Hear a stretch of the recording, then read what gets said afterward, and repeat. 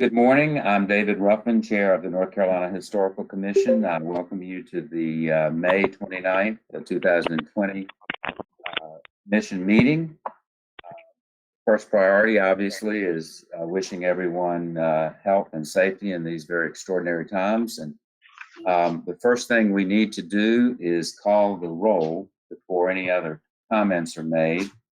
And I will, we also need, once the commission roll is called, I'd like to make sure that everyone on the call identifies themselves for the record so we can identify that appropriately in minutes of this meeting. So, Dr. Mary Lynn Bryan.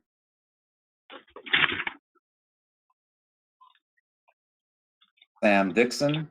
Here. Dr. David Denard. Here. Dr. Valerie Johnson. Present. Dr. Melinda Lowry.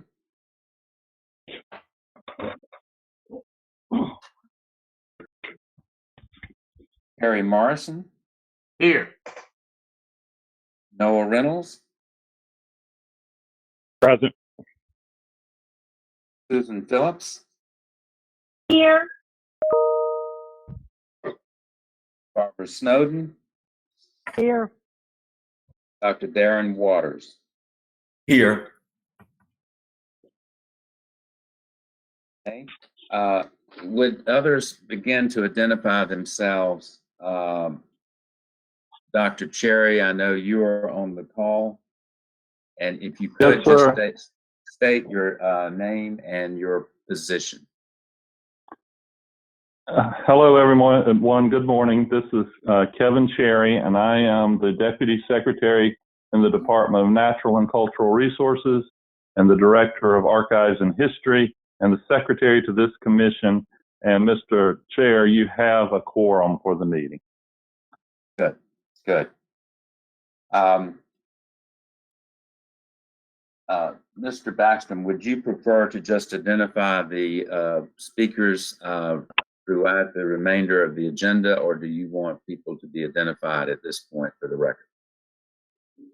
Well, I have them identified as having called roll. It's my understanding from reviewing the statute that applies to public meetings during emergency periods of emergency, like we are in now, that each speaker must identify themselves when they speak.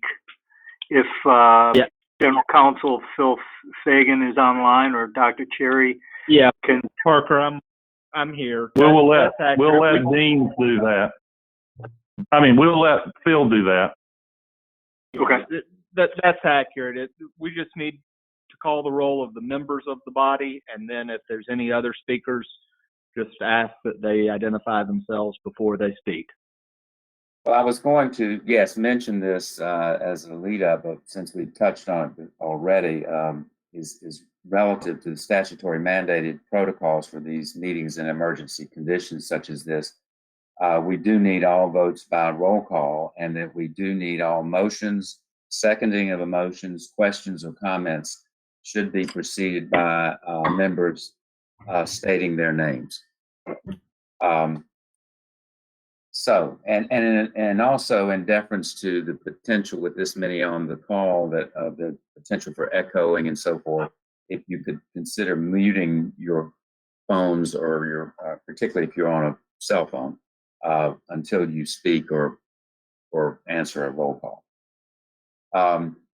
Well, again, these are extraordinary and historical times, and oftentimes the word historical is used in some degree of hyperbole, but I do want to particularly take this opportunity to commend the Office of Archives and History for what I think is a brilliant initiative, which is to archive and categorize North Carolinians' individual personal circumstances during these work at home, stay at home types of events that everyone is going through. This circumstance, of course, has the potential not only having the obvious impact of either health or on the economy, but also changing ways of doing business and living. and you know, welcome as we find ourselves today. Welcome to the new medium. We had a little bit of people coming in and out on webcam. I think honestly that would be an ideal way to do that going forward, but I think people need to be aware of that functionality. Some people may not have webcams. We decided today to, since it was not understood that that would be the case, because if you're trying to read documents on the screen, the number of people, you know, being identified as part of the video conference may crowd that. So we do think that as we go forward and we need potentially to repeat this process, then I would certainly, as a personal preference, prefer it be a video conference. I work that way almost daily. So we touched on the protocols for the emergency conditions of which we meet today. Each of you have the agenda. I do want to again remind everyone that the agenda is published and therefore dictates the constraints of our deliberations today. The first thing is I also need to ask, having looked at the agenda, for each of the commission members to make sure each of us that there are no conflicts of interest relative to any of the agenda items to be discussed today.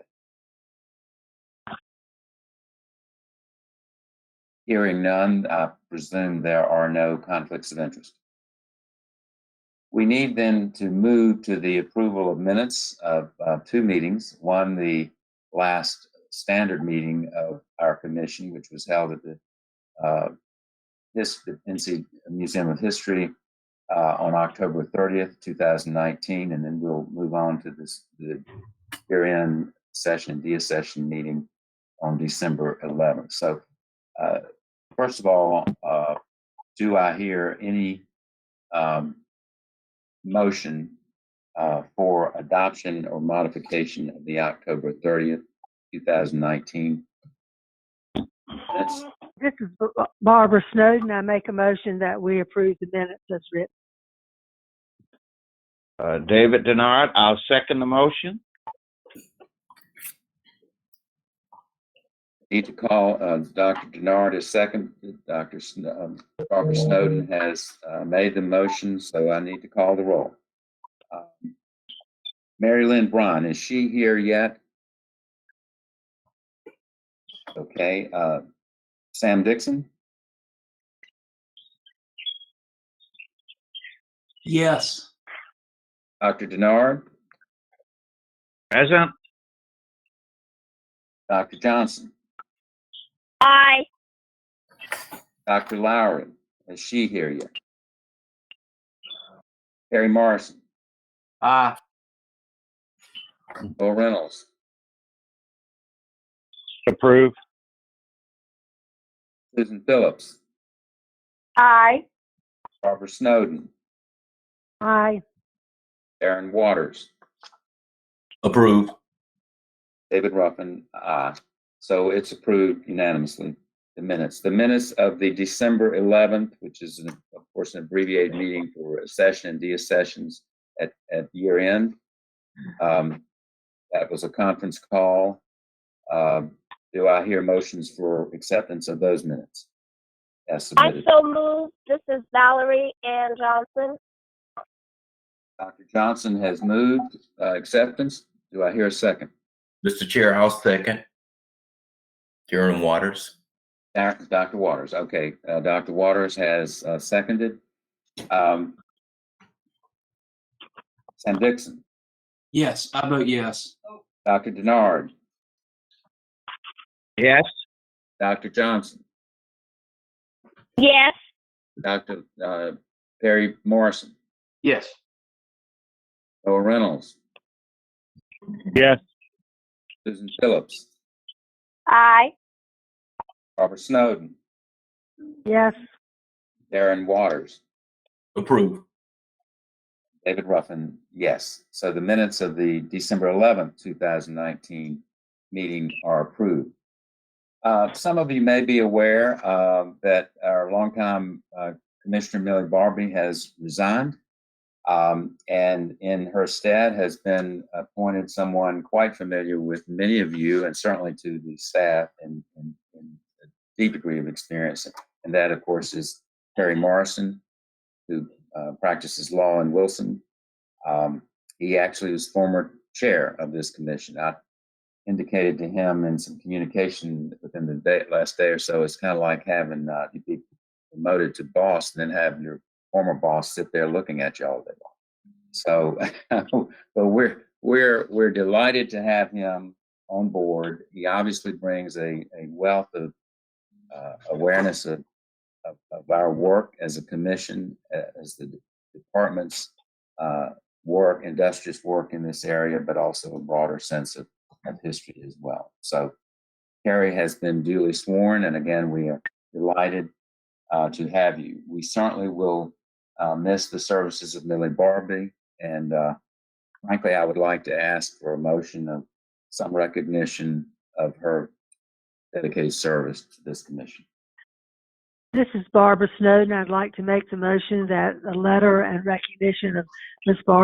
Barbie's service be sent to her. Terry Morrison seconds. I will hear Commissioner Snowden has made the motion. Commissioner seconded that we will instruct the department through Dr. Cherry to write a letter of commendation and appreciation to former Commissioner Barbie for her service to the North Carolina Historical Commission. Sam Dixon. Wholeheartedly, yes. Dr. Nard. Yes. Dr. Johnson. Absolutely, yes. Gary Morrison. Yes. Bill Reynolds. Yes. Susan Phillips. Yes. Barbara Snowden. Yes. Dr. Waters. Yes. David Ruffin.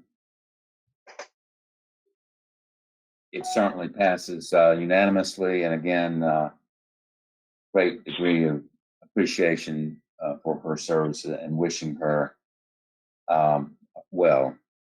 Commissioner Ruffin? Yes. This is Perry Yeah. Morrison. I wonder if we might, when Dr. Cherry is writing it, if it could be in the form of a resolution of the commission and made a part of the minutes. Absolutely. I think that's an excellent enhancement. Thank you. Thank you. I would. A quick question for you, Mr. Ruffin, Chair. Yes. Yes. And maybe someone else can chime in. What has been the traditional pattern with regard to these statements? Well, Have they been in the form of resolutions or letters of accommodation? Well, Commissioner Morrison, you obviously bring some history to that, so he could speak to that greater, probably more so than I or Dr. Cherry. Well, my thought is, given her length of service, 2 terms, probably over 30 years, and her service as as chair, it would be appropriate to formally recognize that.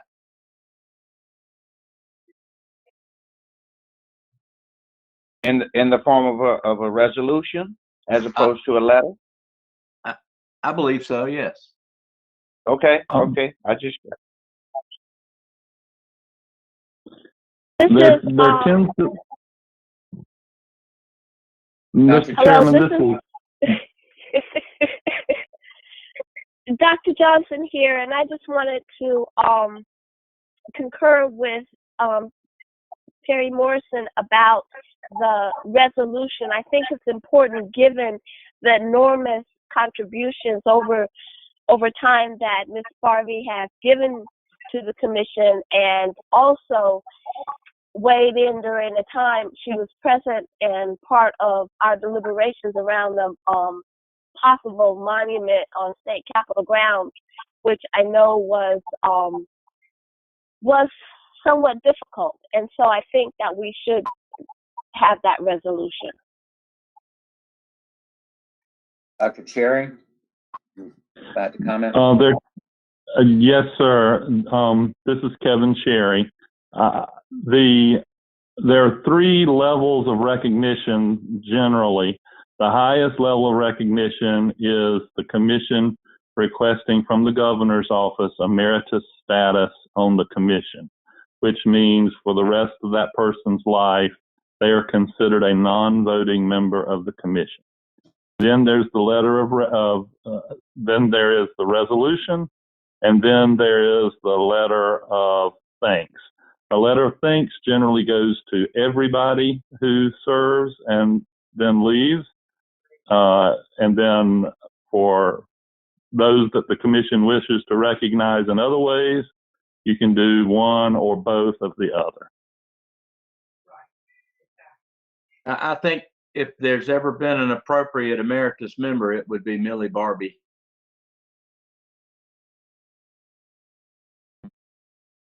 Mr. Chairman, the commission does, this is Kevin Cherry again, the commission does not give emeritus status. The governor does upon recommendation of the commission. This is Valerie, Dr. Johnson. I think we should recommend emeritus status for Ms. Barbie, and that should be forwarded to the governor's office. Harry Morrison seconds. Okay, in order of consideration, the resolution, which in my thinking, and I'm not the attorney on this, there are two or three of you on here that are attorneys, would presume that the wording of a resolution would need to be presented for consideration, right? And then and before we vote on the proposal or the motion to recommend emeritus status, would there be some merit in having at least a letter written today or from today's meeting, and then determine language for consideration at a subsequent meeting in terms of taking this to another level, either through resolution or recommending emeritus status, or we just resolve this today. But I feel like we need some language on the table if we're talking about a resolution. Harry Morrison thinks that's a great idea. In what way, Commissioner Morrison, in terms of having the letter sent immediately, and then yes, considering language and/or particular recommendations for emeritus status at the next called meeting? Yes, or we could either have the resolution written and circulated by email for approval. Okay. But sure, I just think that we need to formally recognize her in some way, and eventually ask the governor to grant her emeritus status.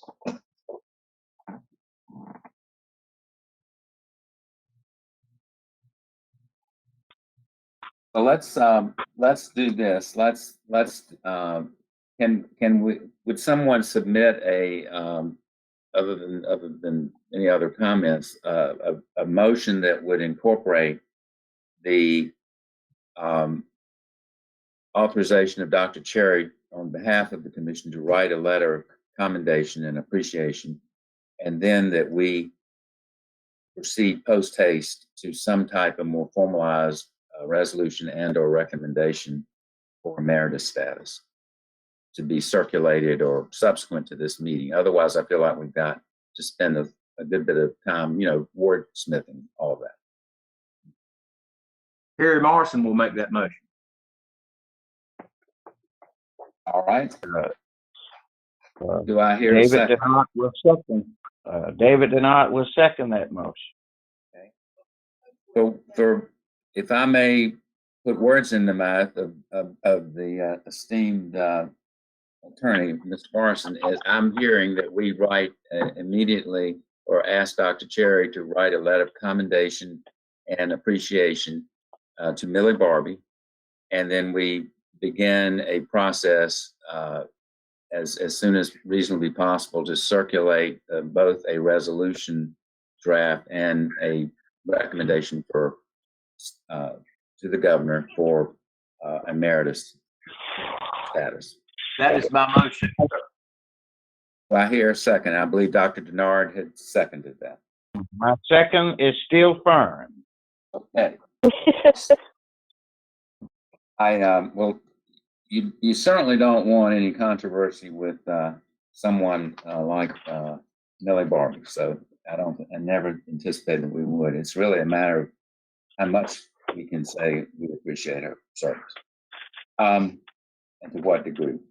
Okay, the motion on the table is up for vote. Sam Dixon, Yes. Dr. Denard, Yes. Dr. Johnson, Approved. Perry Morrison, Yes. Will Reynolds, Approved. Susan Phillips, Yes. Barbara Snowden, Yes. Dr. Waters. Yes. It is approved unanimously. Okay. This is Mary Lynn Bryan, and I am on. Oh, thank Dr. Bryan. Great to have you. Thank you. Were you involved in any of that discussion, or were you able to hear what we just proposed? No. Okay. Well, I'm taking the presumption you would certainly not object. So it was passed unanimously. It's basically in the context of expressing gratitude, appreciation, commendation to Millie Barbie for her service. Oh, absolutely. And also Absolutely. to subsequently, beyond this meeting, craft a resolution and also circulate for the full commission language leading to a possible recommendation that the governor designate her as emeritus member of the Historical Commission. Very good. But delighted Thank to you have for sharing that. Delighted to have you join us, Mary. Thank Mr. you. Chair, this is Parker. May I jump in very briefly? Of course. Just for clarification's sake for the minutes, it's my understanding then that the resolution would be drafted and the language for the resolution circulated among commissioners for consideration of approval at a future meeting, or would it be an immediate, once approved, then the resolution would go forward prior to the next scheduled meeting? Bill Fagan, I'm not 100% sure. Can we make decisions on You'll want Sorry? to vote on the resolution once it's drafted. That's So right. I would say just have the resolution available at the next meeting, and then the board can pass it. Well, That way it's I'm also ahead. in the minute. Yes, and I'm ahead of myself, but we will have to anyway have a called meeting before July 15th on another matter that's on the agenda today, okay? So I think we can hopefully manage that within that context, if not before.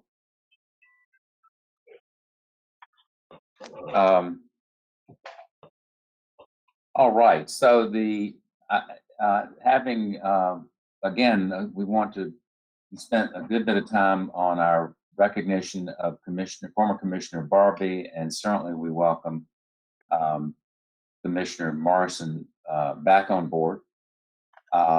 We've approved the minutes, and so as is our tradition at virtually all of these meetings, we need to turn to the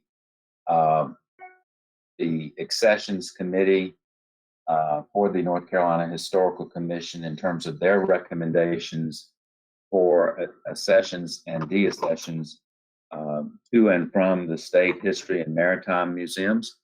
And for this portion of the agenda, I'd like to turn this over to Dr. Cherry to lead us through a discussion of that, or the order in which we vote on those accessions and deaccessions.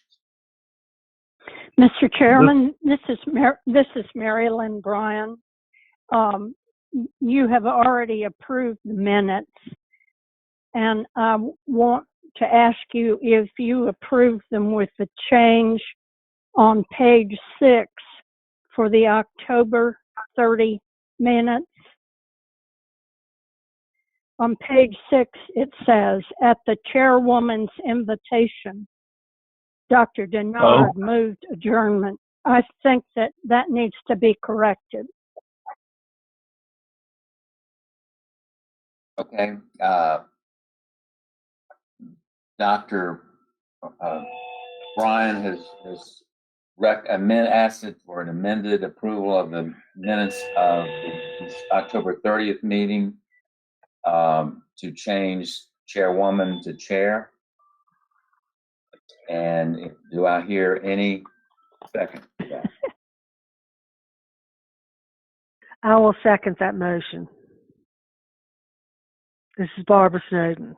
Again, Commissioner Bryan, we are under emergency protocol for emergency meetings under an emergency circumstance, and one of the statutory mandates for that is that all votes have to be taken by roll call, and all comments, all seconds, all questions, all motions have to be preceded by identification of the commissioner. So, Dr. Bryan. Yeah. Okay. Sam Dixon. Yes. Dr. Denard. Yes. Dr. Johnson. Yes. Harry Morrison. Yes. Noah Reynolds. Yes. Susan Phillips. Yes. Barbara Snowden. Yes. Dr. Waters. Yes. Okay. So at this point, thank you for catching that. I should have been the one that was the most sensitive to that, right? But thanks for catching that, Dr. Bryan. So, Dr. Cherry, if we can move on to the accessions and deaccessions. This is Kevin Cherry, and what we have two sets of accessions and deaccessions today, and I will be asking the State Archivist Sarah Kuntz to present in a little bit the State Archives deaccessions, because they are handled under a different statute than museum items that come to us to historic sites, history museums, and so those are handled differently. So I will be going to the museum accessions and deaccessions list to save us from having to go through voting on each individual institution list as we often do. I will present them all as one slate for accessions, and then all for one slate for deaccession. And in the deaccession, we have two votes, one to deaccession the item, and the other vote is approving the manner in which those items are proposed to be deaccessioned. So we'll start with all of the proposed accessions into the history museums and the maritime museums and historic sites. So we begin, and I will just do a very quick rundown. You've been sent this ahead of time. We have going into the Museum of History collections, some quilts, examples of North Carolina factory-made furniture, which we are trying to build up our North Carolina furniture collection at the Museum of History to document North Carolina furniture making. have a very special piece of Thomasville furniture that was never sold, but distributed amongst leaders in the factory, in the company. We have face jugs. We have some World War II medals. Then at the Museum of the Cape Fear in Fayetteville, we have a collection of Limoges china that will be used for display on tables and in china cabinets in the Poe House, the historic house museum that's associated with the museum there. So there are several pages of that. Then we go to the Maritime Museum at Beaufort. This truly is an extraordinary item, I believe. This is the sword from Henry Whitehurst, who was in the Navy and he's a New Bern native, during World War II, and he was lost early in the war, and a ship was then later, a destroyer was later then named for him, and we managed to purchase that item off of eBay. There are other ships models, and going farther to the graveyard of the Atlantic Museum is dive equipment that will be going into a future exhibit. And those are the items for a quick overview of the items for the Museum of History and our Maritime Museum and the Museum of the Cape Fear. Then we look at North Carolina State Historic Sites.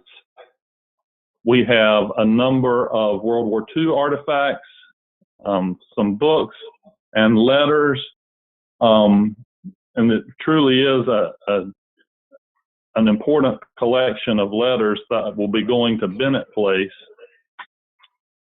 And the Maritime, so that is that collection for State Historic Sites. Are there any questions from any of the commissioners about any of these items that we are seeking to add to the collections of historic sites, Maritime Museum, or the museum system? Kevin, this is Barbara Snowden. I don't have a question, but I stopped when I was going through and found the walrus skull. Yes. And I was reading.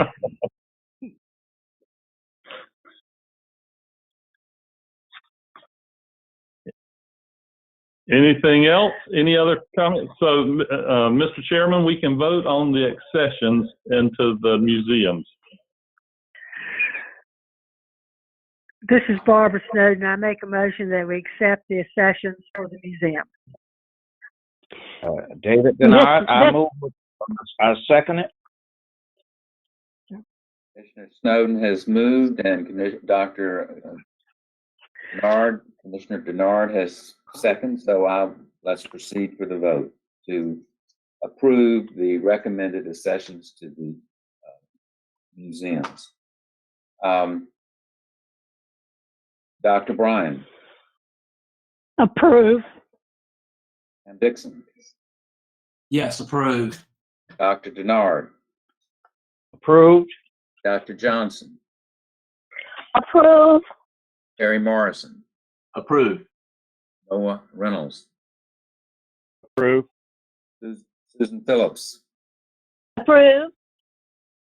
Barbara Snowden. Approve. Dr. Waters. Approved. David Ruffin, yes.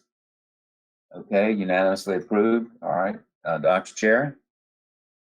Now we move to deaccessions, and I will go over the item to be deaccessioned as well as the manner in which they will be deaccessioned, and we'll have two votes, one on yes, we will deaccession it, and or not, and the other vote being we approve of the manner in which these items are to be deaccessioned. So beginning at the Maritime Museum in Beaufort, we have a copy of ship plans of a ship from Mystic Seaport. If it were original, it would have value, but this is a copy, and so the museum proposes that we simply discard this copy of ship plans, and it's not even an old copy. We should have never accessioned it. We also have a ship plan for a cargo ship based out of California. We don't collect this kind of material, and we will attempt to transfer this to a California museum if at all possible. We have a toolbox blueprint from Kansas State Agricultural College. We have no idea why we have this. All of these items probably came in a bundle of something we really, really wanted. And we propose to transfer this to some Kansas institution, and if not, we will probably discard. Then we move into a herring boat from about 1955. It is in very, very bad condition, and we will seek to sell this item at public auction using the funds derived to take care of other collections or to add other items to the collection. As we've explained before, museum ethics requires that any funds derived from deaccessioning be used to take care of the collections you have or to add to those collections. We're also proposing to deaccession a gunning boat from about 1940. It was made in Maryland, and we actually have other examples of these kind of hunting boats in our collection. It's also in fairly bad condition. We will attempt to sell at public auction. If it does not sell, we will destroy the boat. We have a sailboat with a mast and sail from about 1955. The keel is damaged. There's a great deal of dry rot in it, and we are seeking to sell that at public auction, and if it doesn't sell, we will destroy it. I suspect that if these are purchased at auction, this is just my opinion, these are the kind of things that a restaurant might use as a decorative object or something like that. Then we have a shad boat from 1920. It has powder post beetle activity all over it, and we actually have other shad boats. We propose to sell that at public auction, and if it doesn't sell, to destroy it. We have a small Commodore cabin cruiser from 1966. It's in very poor condition, and we have one other Commodore, and we have 4 cabin cruisers in our collection total. So again, we propose to sell that at public auction and destroy it if it doesn't sell. We have a flat bottom skiff. We have plenty of flat bottom skiffs in our collection, and this one is in bad shape. And we again propose to sell it at public auction and destroy it if it doesn't sell. The same with the 1940s flat bottom skiff. We have it duplicated already, and this one is in poor condition. What we're trying to do is make space, of course, to collect other items that we maybe do not have duplicates of. And then finally, we have some World War II lanterns from an enemy ship, and they really are out of our scope, and we will probably be we'll seek to transfer these items to an appropriate World War II or other museum. So those are the deaccessions for all from the Maritime Museum this time. This is So I hear Perry. any discussion? Yes.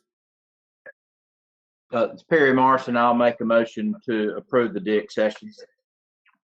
Mary Lynn Bryan, I will second that. Mr. Morrison has approved moved that the deaccessions from the Maritime Museum be approved. I believe it was Commissioner Bryan that seconded, right? Yes. Okay.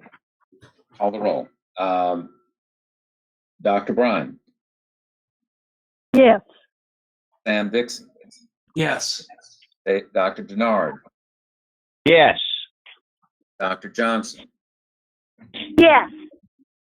Perry Morrison. Yes. Noah Reynolds. Yes. Susan Phillips. Yes. Barbara Snowden, Yes. Dr. Waters. Yes. So approved. Dr. Cherry, did you indicate that it would be was it Sarah or Michelle that would speak? Right.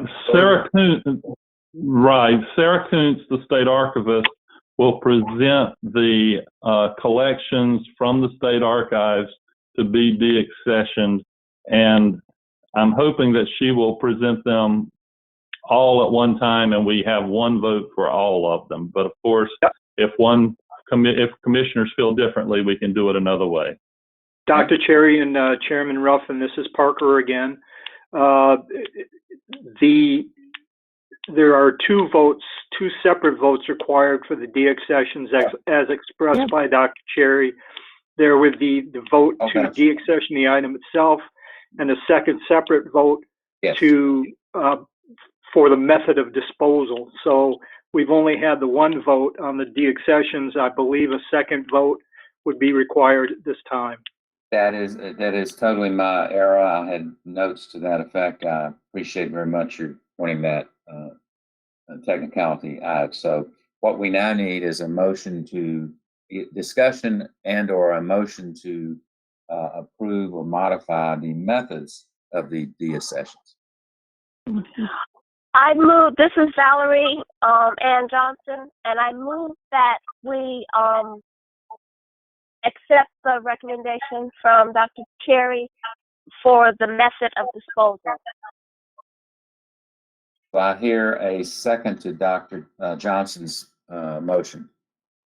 Susan Phillips, second. Commissioner Phillips has seconded. So do I hear any further discussion? We'll move to vote. Yes. David Bernard here. Can I get, is it possible to get a point of just information from Dr. Cherry? Where are these items auctioned off?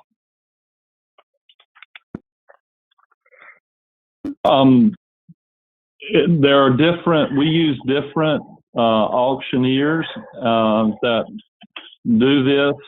We save up till we have a collection of items, or we take it to an auction that's already happened or that's already scheduled to take place. I don't know exactly how the how this auction is going to take place, whether we will be adding this to an auction already scheduled, which is usually what we do. If our director of the History Museum is here, Ken Howard, he may have more specific information.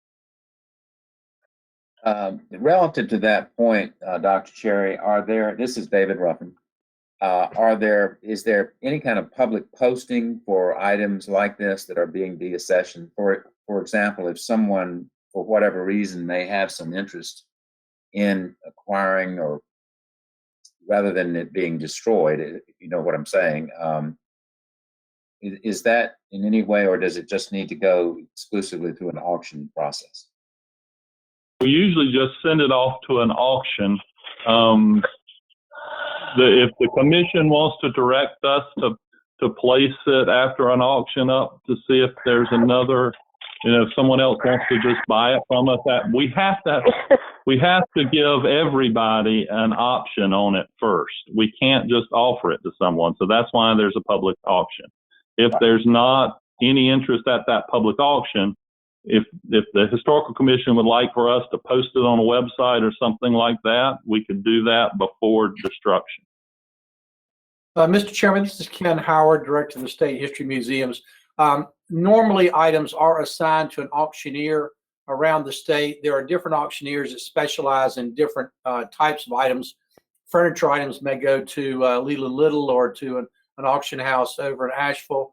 The boats, I'm not positive on where we haven't really done much with boats recently, so I'm not real clear, but I can find out what auction house we'd be using to auction those boats off. Normally, again, obviously they're public auctions. We don't normally post that these specific items are going to be auctioned off. We just normally just turn them over to the auction house. Again, first thing we do is look to see if there are other museums or cultural institutions that may be interested in having these transferred to their collections. But in this case, with the old rotted boats and things, they usually will be just auctioned off. But I'll be more than happy to find out what auction house we are using. And as Kevin says, we could certainly put a list of these items out on our website, indicating they're going to be auctioned.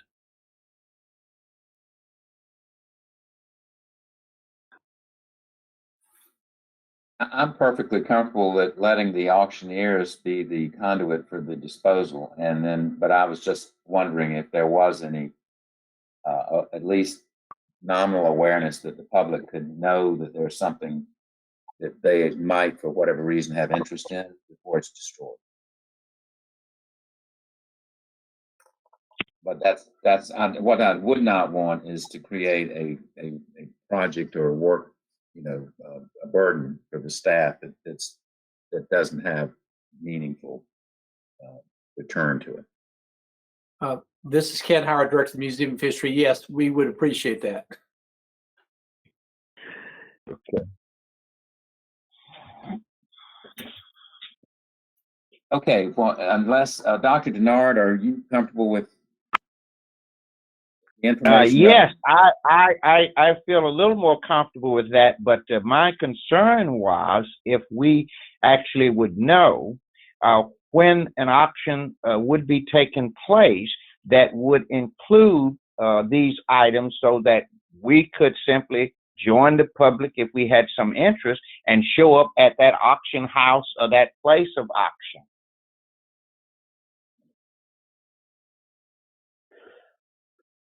Mr. Chairman, this is Ken Howard, Director of the State History Museum. Yes, Dr. Denard, we could, as soon as we know, a lot of times we deliver things to the auctioneers and we're not clear exactly when they're going to come up for auction. But once we are notified of that, we could then notify the Historical Commission that on this date and at this auction house, there will be items auctioned off. Okay. If that wouldn't be too much of a difficulty for the staff, that would be something I would appreciate. Yes, sir. Again, this is Ken Howard. We'd be more than happy to make that happen. Okay. Thanks. Ken, this is Barbara Snowden. As the wife of an avid boat collector, I don't want to know.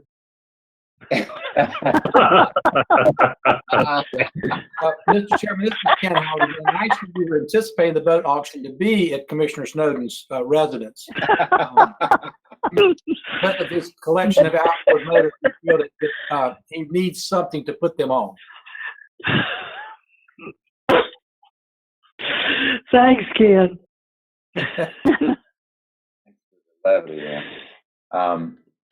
Okay, well, let's move on to the, do I hear a motion for the approval of the, or manner of the deaccessions that's being proposed by staff through Dr. Cherry's presentation? That was motion was made by Dr. Johnson and seconded by Ms. Phillips. That's correct. Excuse me. We had the discussion. That's right. Subsequent to the making the motion and seconded. Okay, let's proceed on the vote on that motion. So, Dr. Bryan? Yes. Pam Dixon? Yes. Dr. Denard? Yes. Dr. Johnson? Approved. Terry Morrison? Yes. Paul Reynolds? Approved. Susan Phillips? Yes. Barbara Snowden? Yes. Dr. Waters? Yes. David Ruffin? Yes. Unanimously approved. Okay, so I believe that concludes. Linda Lowry. Hi, everybody. I'm sorry to be late to the call. I just wanted to identify myself and tell y'all that I'm here from UNC Chapel Hill.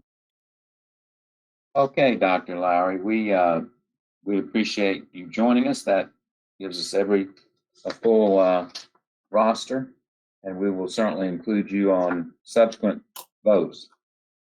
Very I briefly, appreciate that. Thank you. very briefly, just to remind you of the protocols we're operating under because of a meeting under emergency conditions as we are today. is that we need to have all votes by roll call by the members of the commission, and that all motions, seconding of motions, questions or comments must be preceded by members of the commission stating their names first. Thank you. Thank you. Okay, so now do we, I was in the process of asking Dr. Cherry about Sarah Kuntz's. Does Sarah now present any other deaccessions? And I beg your forgiveness about not clearly understanding that at this point.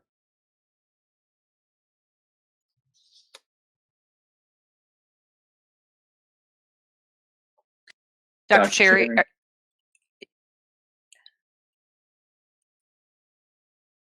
Sarah Kuntz, are you on? I am. Oh, okay. Well, Sarah Kuntz, of course, is the state archivist.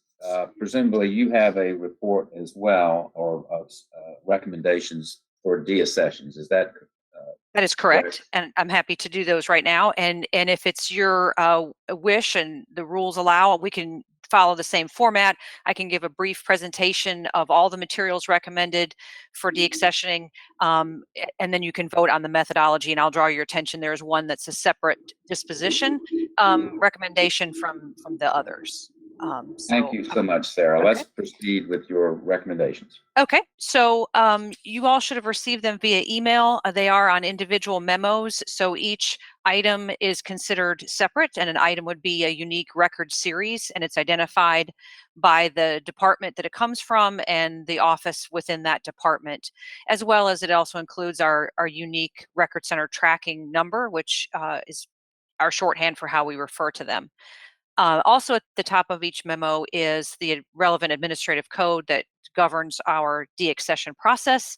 And just for review, especially for new members, part of that process includes we have an internal committee that identifies eligible records. They are sent first to Kevin for his consideration, and based on his approval, then they're sent to the Historical Commission. So Kevin has already approved of these that are up for deaccession today, including the proposed method of deaccession.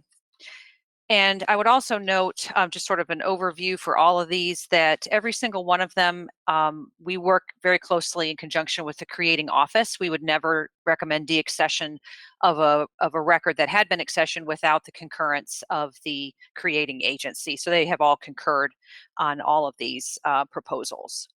So just very briefly, the first one comes from the Department of State Treasurer. These are records about the deferred comp program in conjunction with discussions with the agency and including reviewing more current schedules. These records do not have any historical value. They were last accessioned in 1991. This is one case I will draw your attention to the fact that the agency does want the records back. So we are proposing that they be deaccessioned from the archives custody and then returned to the agency for their custody. Then we have a series, and I'll take them together, of 5 Department of Public Safety, Alcoholic Beverage Control Commission board records. These are primarily correspondence. I'm happy to go over them in more detail if anyone has any questions, but they're correspondence with the local boards, financial audits from the local boards. None of these have a long-term historical value based on current schedules, even schedules that were changed a couple decades ago. They were identified as not being of long-term historical value. And in fact, the ABC Commission now has their own in-house electronic records management system for their correspondence, and that it doesn't have any longer than 10-year retention on them. So all of these are well beyond that. So there are a series of 5 ABC board separate series on correspondence. Those are all being recommended for deaccessioning and destroyed. And then the Department of Commerce has one item. Those are institutions' annual statements file. Based on schedules over the last couple of decades, that retention has been changed to just renewal of the license plus 3 years. So these are not anything with any historical value. So the agency concurred on our recommendation of deaccession and destroy. And then finally, there's a series from the Office of the Administrative Office of the Courts, and these are some grant material. And again, schedules since the late 80s have had grant records only being maintained 3 to 5 years after closeout of the final grant. And these are just some grants that AOC makes themselves. These records don't have any long-term historical value, recommended for deaccession and destroy, and AOC did concur with that. And I'm going to guess that nobody is going to need to know when we destroy these records. But per administrative code, the choices are they are burned, shredded beyond use, or dropped in acid vats, which is an interesting method. But basically, they're rendered unusable, pulped so that they can't be used. Those are your choices for destruction. And I'm happy to answer any questions. Thank you, Sarah. Are there any questions on the proposed deaccessions in the various departments? Hearing none, do I hear, again, we need to vote on concurrently or separately on accepting yay or nay the recommended deaccessions, and then subsequent to that, we'll vote on the manner or approving the manner of the deaccession. Do I hear a motion to accept? David Denard, I vote approval for the deaccession. Sam Dixon, second. Art and Sam Dixon respectively have moved and seconded acceptance of Sarah Kuntz's recommendations on the deaccessions. Hearing no further discussion, I move to vote. Then Dr. Bryan. Yes. Approve. Sam Dixon. Yes. Dr. Denard. Yes, approved. Dr. Johnson. Approved. Dr. Lowry. Approved. Gary Morrison. Yes. Paul Reynolds. Approved. Susan Phillips. Yes. Barbara Snowden. Yes. Dr. Waters. Yes. David Ruffin, yes. So approved. Relative to the proposed or suggested manner of deaccessions, do I hear a motion? Harry Morrison moves to follow the recommendations of staff. Commissioner Morrison moves acceptance of the approved or the recommended manner of deaccession. Do I hear a second? Susan Phillips, second. Dr. Johnson, I believe I heard seconded. So here, any other further discussion, or barring that, I will move to a vote. Oh, before we vote, I didn't second that. I'm sorry. Who? I thought I recognized your voice, Dr. Johnson. I apologize. Who did this? Who? That was Susan Phillips. Susan Second. Phillips. Okay. Thank you. Thank you very much, Susan. I apologize for that. Not at all. So let's vote on the approval of the manner of deaccession recommended by Sarah Kuntz, the state archivist, and Dr. Bryan. Yes. Sam Dixon. Yes. Dr. Denard. Yes. Johnson. Approve. Dr. Lowry. Approved. Gary Morrison. Yes. Reynolds. Approved. Susan Phillips. Yes. Barbara Snowden. Yes. Dr. Waters. Yes. David Ruffin, yes. Okay, so approved unanimously. Okay, so we will, I believe at this point, then move to the next item on the agenda. Really, are two feasibility studies, and prior to us hearing from Dr. Cherry on the specifics of those feasibility studies, let me remind you that our charge as a commission was that we received instruction from the legislature to opine or have staff determine or create a feasibility study for our consideration. And our role is to either agree with the feasibility study or alternatively make other suggestions to modify the feasibility study. What we are required to do is to respond through a letter of transmission to the legislature no later than July 15th. So having hopefully accurately described our role in these feasibility studies, then I would like to hand this over to Dr. Cherry to first talk about the Cape Fear Museum study that prepared by staff. Thank you, Mr. Chairman. This is Kevin Cherry. And just before we begin, I want to remind everybody that there are 2 museums in the state of North Carolina whose name is very similar. One is in our department and is a regional history museum in Fayetteville, and that is the Museum of the Cape Fear Historical Complex. That institution is being transformed into the North Carolina Civil War History and Reconstruction Center. The other museum is the Museum of the Cape Fear, which is owned and operated by New Hanover County, and it's located in Wilmington. And that is the institution that I will be talking about for the next few minutes. The legislature asked the Office of Archives and History to study the feasibility of adding a museum in the Southeast to our Division of State History Museums. This was done for some local reasons, but also because they know that our regional history museum in that part of the world is being transformed into, as I said, the Civil War and Reconstruction History Center.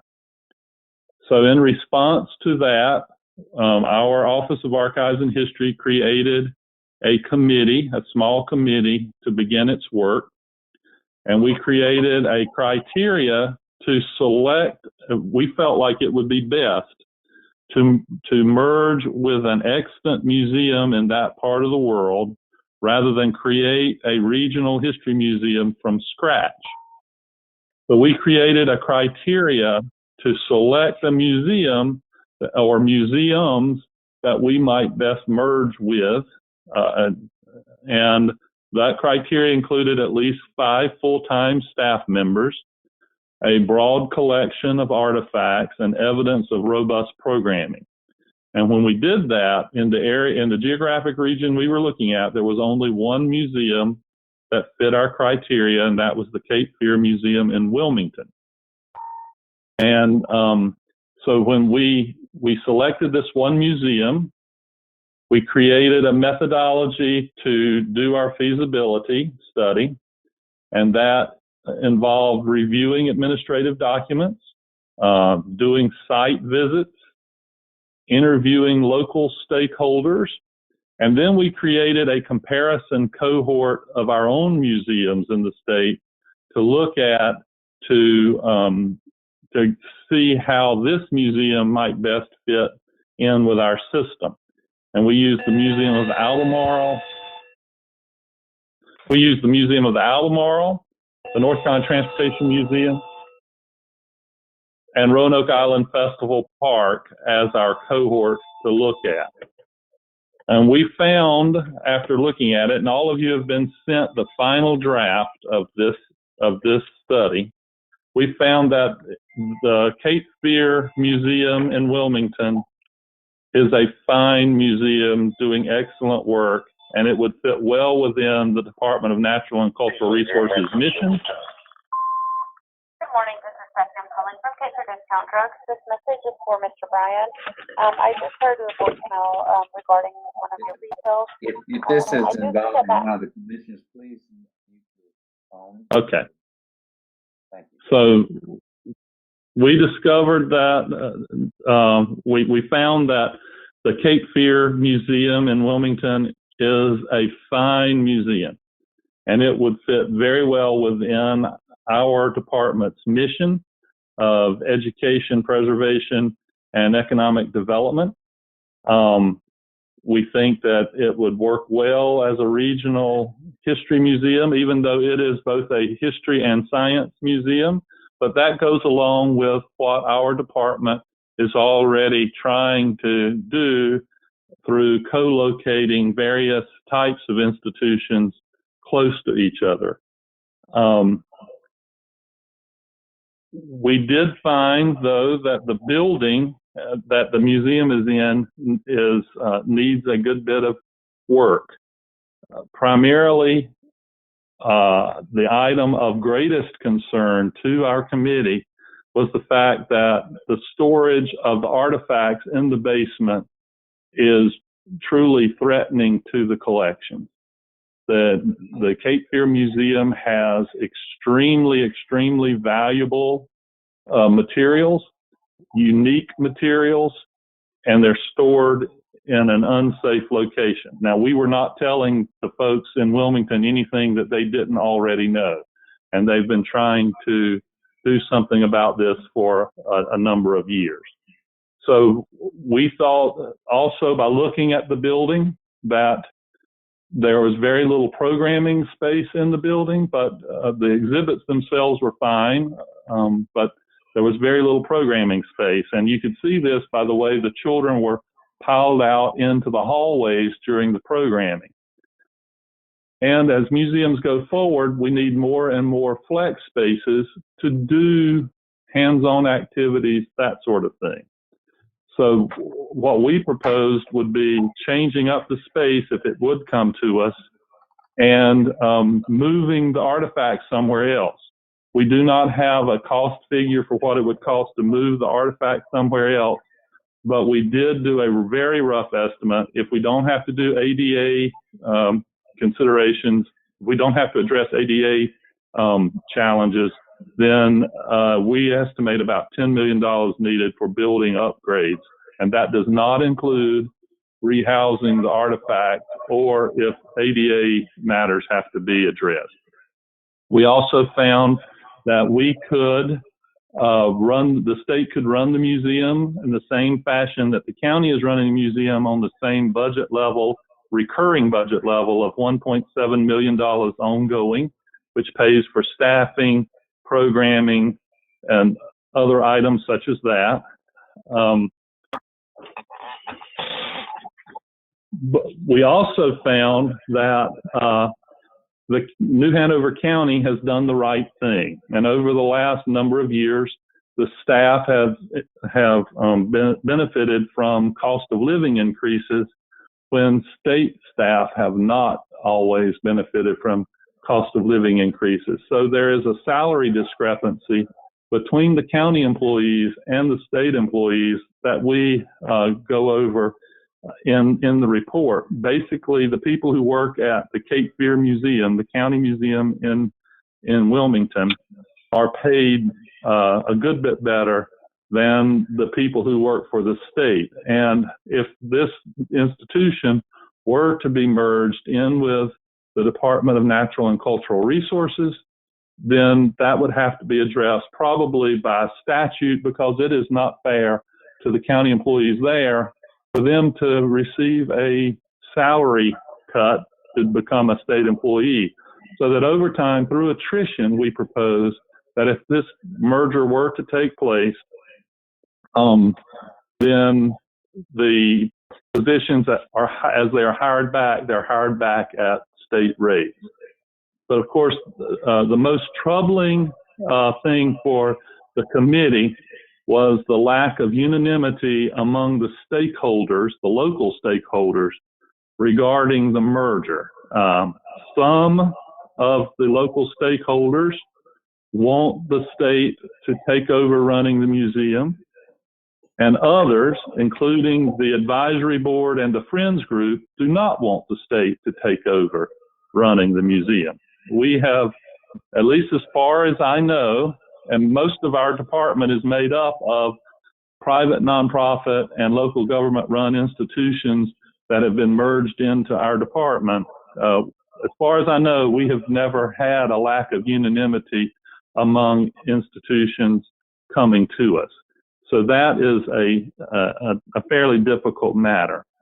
So the long and the short of it is, the committee found that it is feasible to merge the Cape Fear Museum in Wilmington into our Division of State History Museums if one-time funds, and right now we're estimating that at least $10 million, and ongoing funds, recurring funds of approximately 1.7 million per year is made available by the legislature. And if there is a statutory arrangement whereby the county employees are not hurt salary-wise by coming to the state as state employees, while also acknowledging that there is a lack of unanimity among local stakeholders. So that is our findings of our study. I will note that this study was requested at a time when the state of North Carolina was running we had a good bit of money on hand. And as everybody at the meeting today knows, that situation has changed. So, Mr. Chairman, that is my report on this feasibility study, and I'll be happy to take any questions if you have any. Thank you very much, Dr. Cherry, for the extensive summary of the report by the staff. So are there any questions or points of discussion by commission members at this point?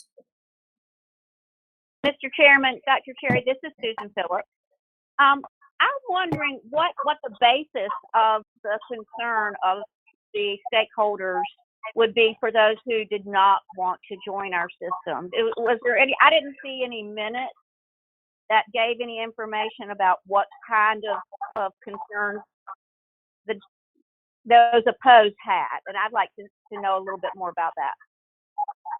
Certainly.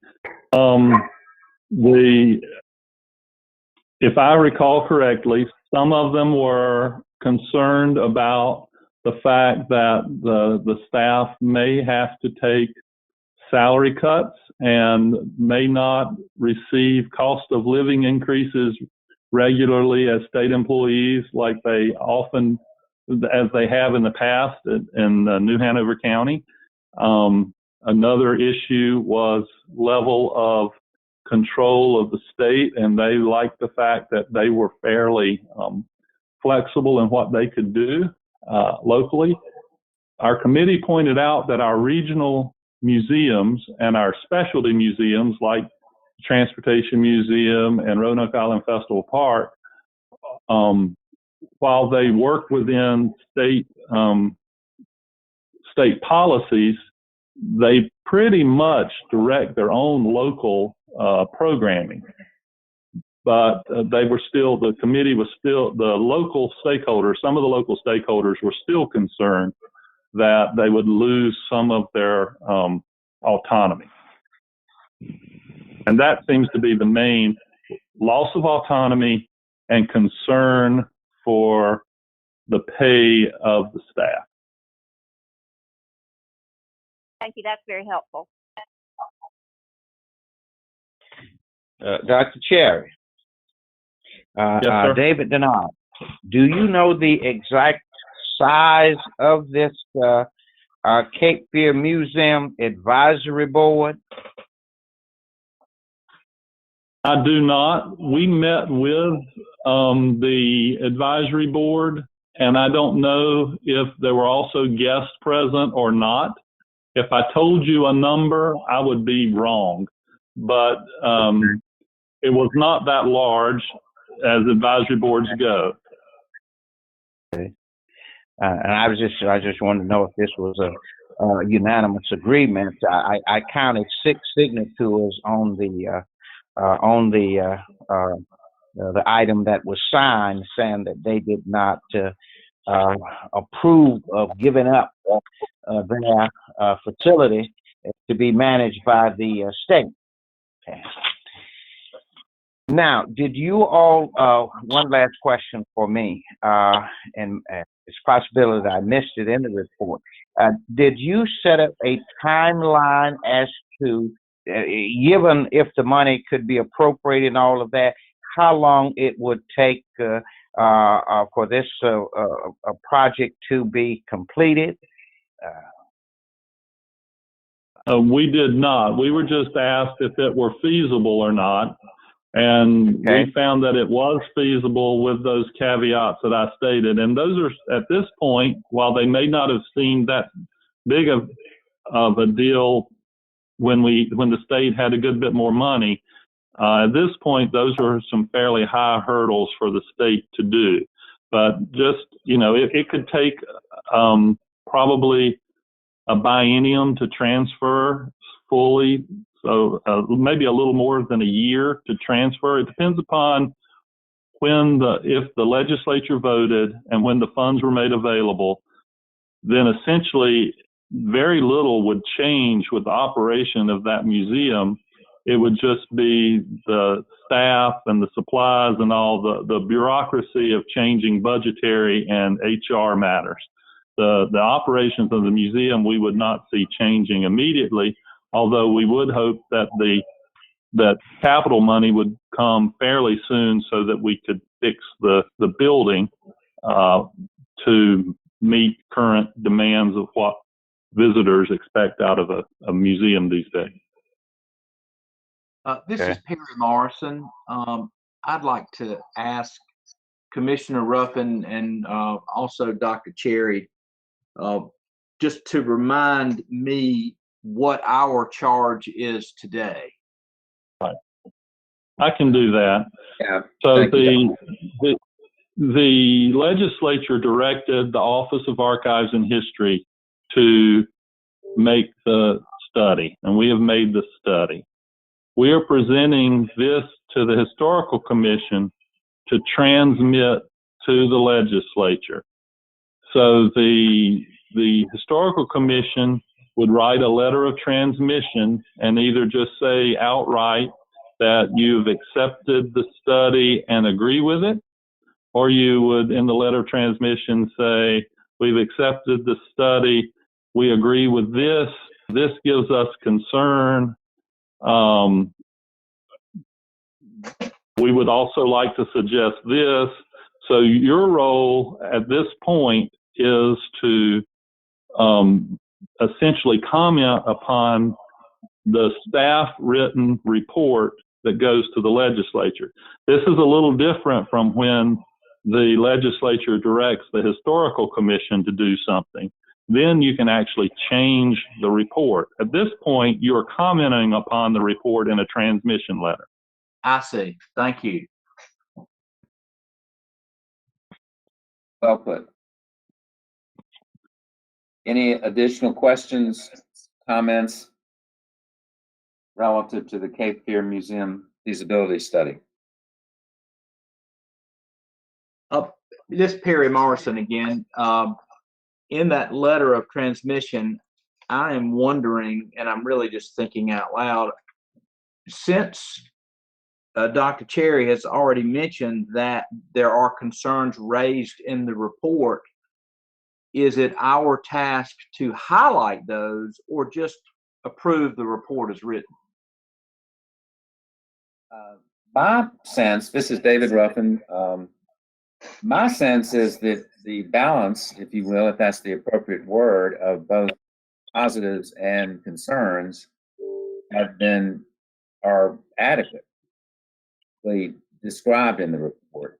I had some of the same instincts you might have had around putting some of that in a letter, but I thought more about it, and I feel like that's either redundant or could be somewhat risking inaccuracy, because I do not feel that, I certainly don't take the feasibility study as a quote slam dunk one way or the other. It's basically acknowledging a number of issues. It's acknowledging the obvious capital needs for repair.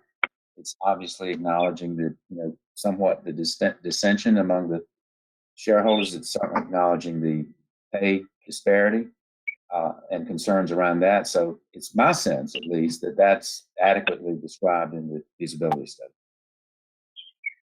Okay, thank you.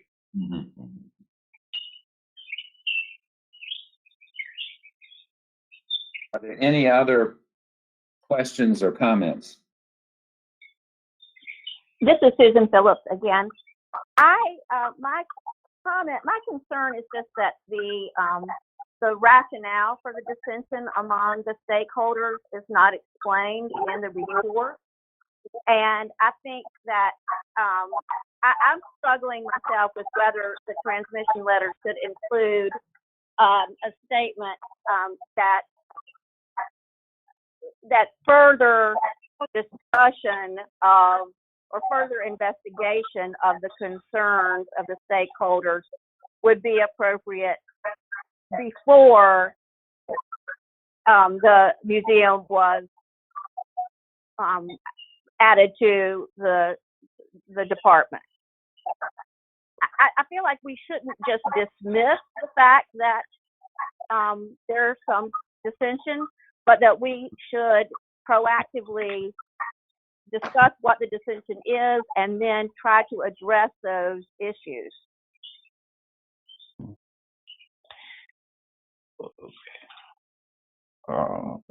Dr. Chair and Mr. Ruffin, David Denard here. Feasibility study is not necessarily the same as a study recommending the development of such an enterprise, is it? We're just saying, for the most part, and you want us to sign off on whether such a development is feasible. Now, whether it's practical given the financial situations, that's a whole nother development. Whether it's practical based on some of the dissenting views posed by the stakeholders, that's another issue. But we would be looking at your report to say that if you outline the criteria for this and set some parameters, that you have done what needed to be done in proposing a feasibility study, and said in your report that such a study, such an enterprise is feasible. Now, whether it's practical and whether it could happen, that's another story, in my view. Okay, is that so?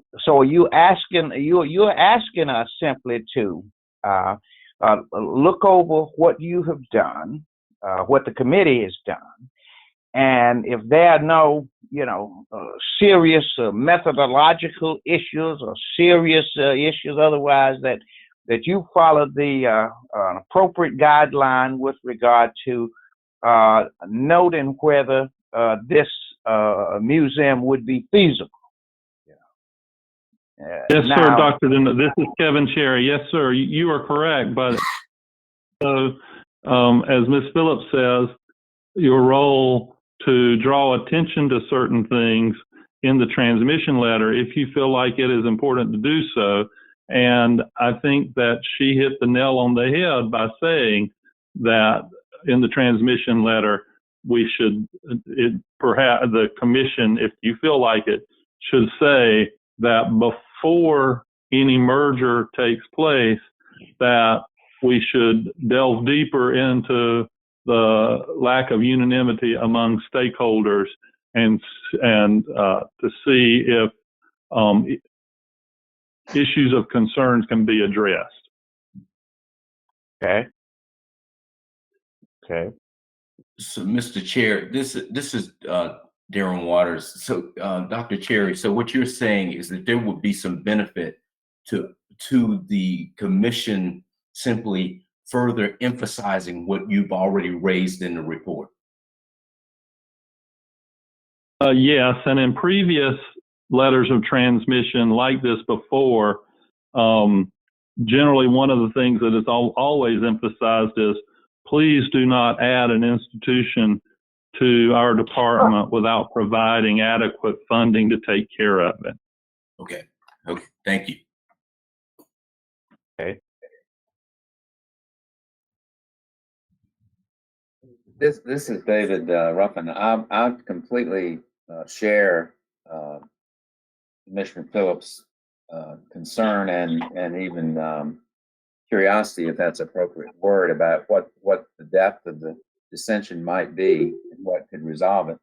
I think my initial reaction to that was I didn't want anything that would further imply that staff needed to do that now at this stage to determine that, or we had to go back and amend the feasibility study based on that, some type of survey on that. Is that your sense that this could still be addressed in a little more specificity, Commissioner Phillips, if we didn't imply that we were suggesting that be done currently by staff before we finalize the feasibility? This is Susan Phillips. No, that I was not saying that I don't think that needs to be done now. I just think that's an issue that needs to be resolved before the merger takes place. Yes.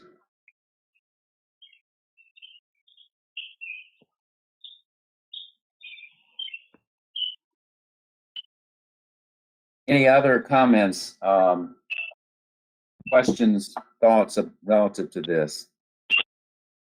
Mr. Chair, this is Darren Waters again. Given Dr. Cherry's response to my question, I would suggest that the transmission letter emphasize the commission's concerns about those issues that are raised in the feasibility study, just for further emphasis of it, if it's possible for us to do that. This is Susan Phillips. If that is a motion, I second. I will submit it as a motion. Thank you, Commissioner Phillips. This is Perry Morrison. I wonder, Dr. Waters, if you would accept a friendly amendment to that motion, mentioning what Dr. Cherry had talked about, previous letters containing a plea to please do not add another museum to our department without adequate funding.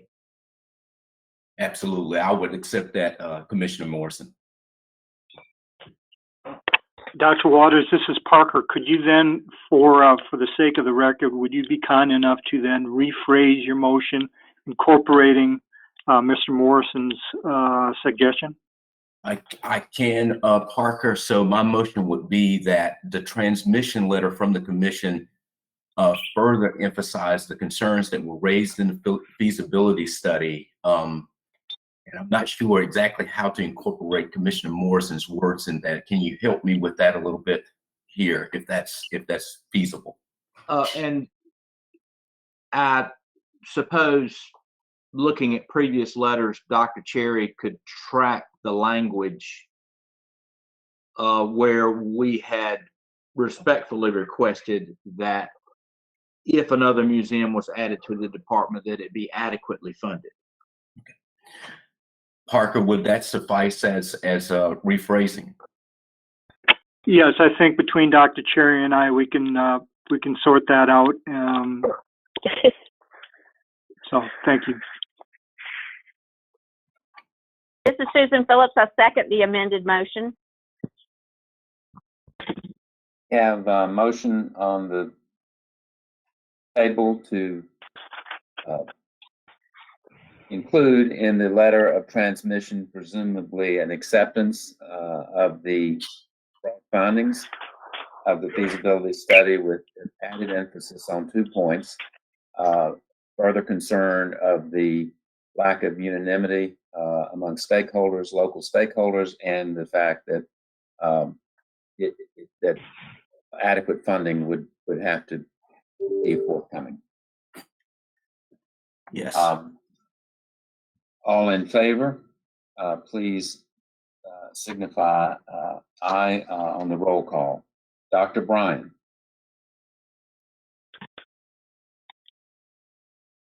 Dr. Bryan? She's apparently muted. Back. Sam Dixon, Yes.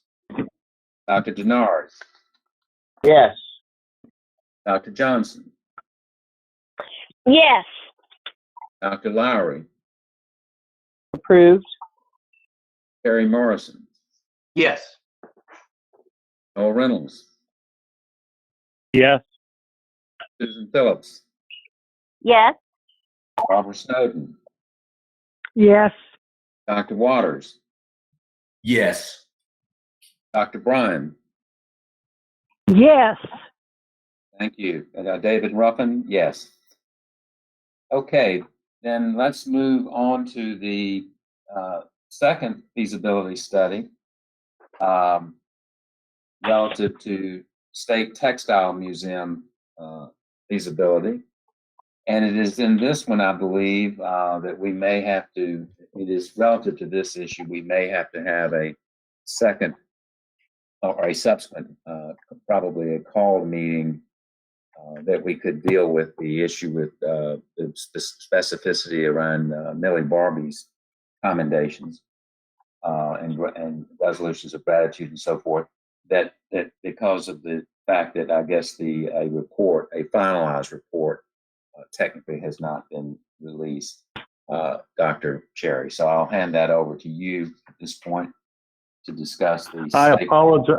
This is Kevin Cherry. I apologize to everyone. We have a final report, but the final report was not completed in time to post ahead of this meeting as is required for public meetings. What you have is the next to final draft that does not benefit from the incorporation of the final comments from our advisory committee. The advisory committee comments, once they were incorporated, only led to one substantive change in the document, but you do not have the final draft in front of you, so no official action can take place.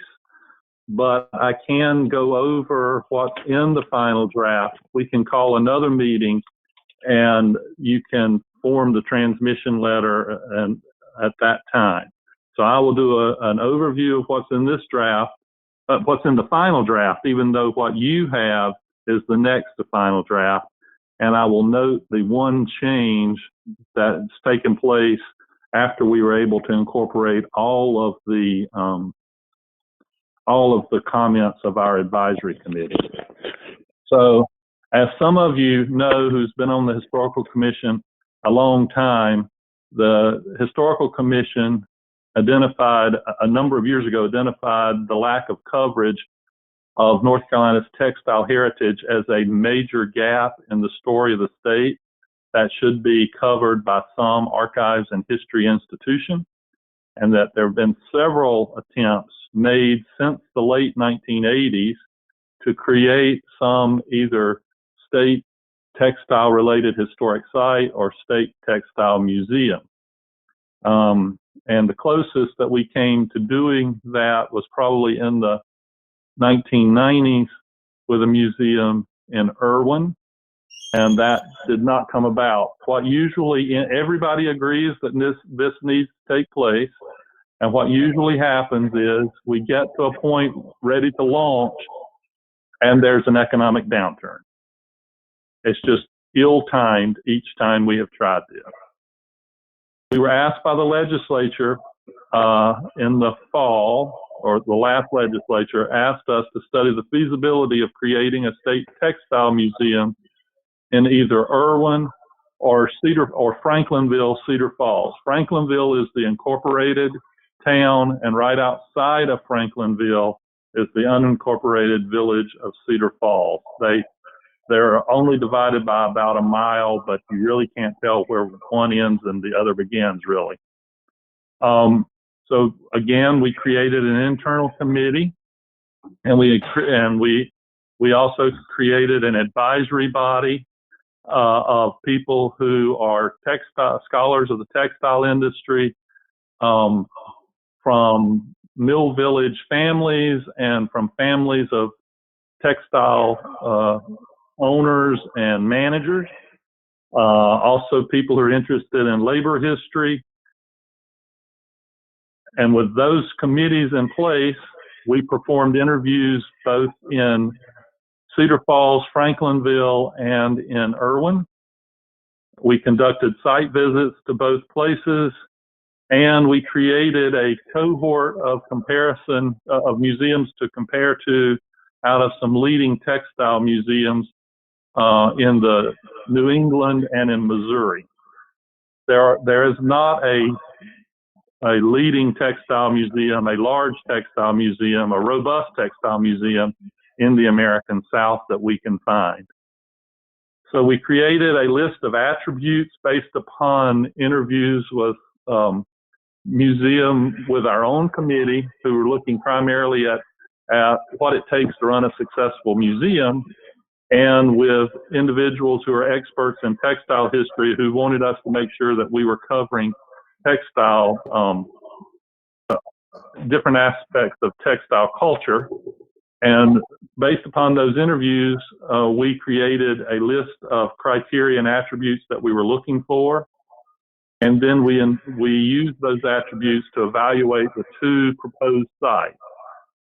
So Irwin and Cedar Falls, we found were equal in most of the criteria we were using to judge the two places, except for the two items that we considered the most critical, most important. That being that Franklinville and Cedar Falls has a 150,000 square foot historic textile building that started in the 1840s and had additions made to it all the way through the 1980s, so that you can tell a huge swath of the textile story in North Carolina actually in the building fabric. It also is full of big open spaces, and museums like big open flexible spaces. And also, when the American Textile Heritage Museum in Lowell, Massachusetts went out of business during the Great Recession, it went out of business because it was doing very well and it decided to expand, and it was receiving some pass-through money because it's located near a National Park Service site. It was receiving some pass-through money from the federal government. So when the recession hit, this museum, which had just expanded, had a great deal more debt, and they were cut off from their federal fund. And so it went out of business. There was a North Carolinian who is one of North Carolina's leading experts on textile history on its board, Mac Watley from Cedar Falls, who's actually the chair of the Randolph Heritage organization that takes care of this collection. The collections from the American Textile Heritage Museum were transferred to his private nonprofit in Randolph County there at Cedar Falls, and they've been storing what has been called a national treasure, the collection of textile equipment in Randolph County. So the Cedar Falls Franklinville site has the building and has what has been called by the National Association for Mechanical Engineers a national treasure, sitting there waiting to be turned into a museum. The Irwin has a great local history museum. They have very dedicated people. Both locations have indicated local government support. Everybody wants this institution. These two places really want this institution. But the very fact that the building and the artifact collection are in Cedar Falls swayed the committee's opinion. Our recommendations, if Cedar Falls is the place for the textile museum, state textile museum to go, our recommendations is that we do this in phased development. The first phase being rehabilitation, and that huge building does need work, and we are proposing over 2 bienniums that grants be made to the local private nonprofit of $7.5 million a year for 4 years to bring the building up to rehabilitate it. Then in second phase, we create a central exhibit, sort of like the story of North Carolina, but it would be about the story of textiles in North Carolina, and to create a visible storage and at least one classroom so that basic museum operations can begin in phase 2. And that would still be operated by the local folks. And then phase 3 would only start when the legislature provides recurring funds to hire staff and to pay for the cost of operating the facility. We based our suggested staffing level as the same level of staffing as the North Carolina Transportation Museum, which has a lot of similarities to this textile museum. So we are saying 17.5 FTEs. And we are estimating right now that the recurring budget would be basically around the same amount of money per year that would be going to the Cape Fear Museum if it came to us. So somewhere around 1.5 million a year. It's hard to estimate around that amount. We also are suggesting that the museum be placed in the Division of History Museums and would report to the Director of State History Museums. We do note that there is a lack of materials and to tell Mill Village life, so we would have to start collecting those kinds of things to tell Mill Village life. Most of the Mill Village at Cedar Falls has been torn down. There are a couple of mill houses left there. It is along the Deep River Trail. So we would like for, if the museum is located there, that the museum take advantage of its natural setting, and the local nonprofit there has an option to purchase the 60 acres of wooded land around the textile museum. We're recommending that there be an advisory council for this museum, basically almost like our advisory committee to the feasibility study. And the one change and all of that is in the document that you have. Once we incorporated the last recommendations of our advisory committee, the one additional recommendation that we have is that we ask that the legislature fund a 3/4 person plus supplies to equal about $40,000 a year to begin collecting that Mill Village material now, because as the person who suggested this from our advisory committee, Professor Bobby Allen from Chapel Hill, noted, we are very close to the final generation who actually grew up in mill villages when they were active, leaving it, and that we should start doing oral histories and finding artifacts now while we can. So we added that recommendation in the final draft. That is an overview of the studies. The committee found that it is desirable and feasible to add a state textile museum to our system of state history museums, given as long as we receive the required one-time and ongoing support as described in the document. I will say that the local folks in Cedar Falls are doing great work in preserving the textile artifacts that they have. And it's amazing what they have been able to accomplish with the resources at hand. That's all, Mr. Chair, from me on this. I'll be willing to take any questions. Thank you, Dr. Cherry. We don't have, at this point, any motions, or will not entertain any motions for accepting the report based on receipt of that final draft.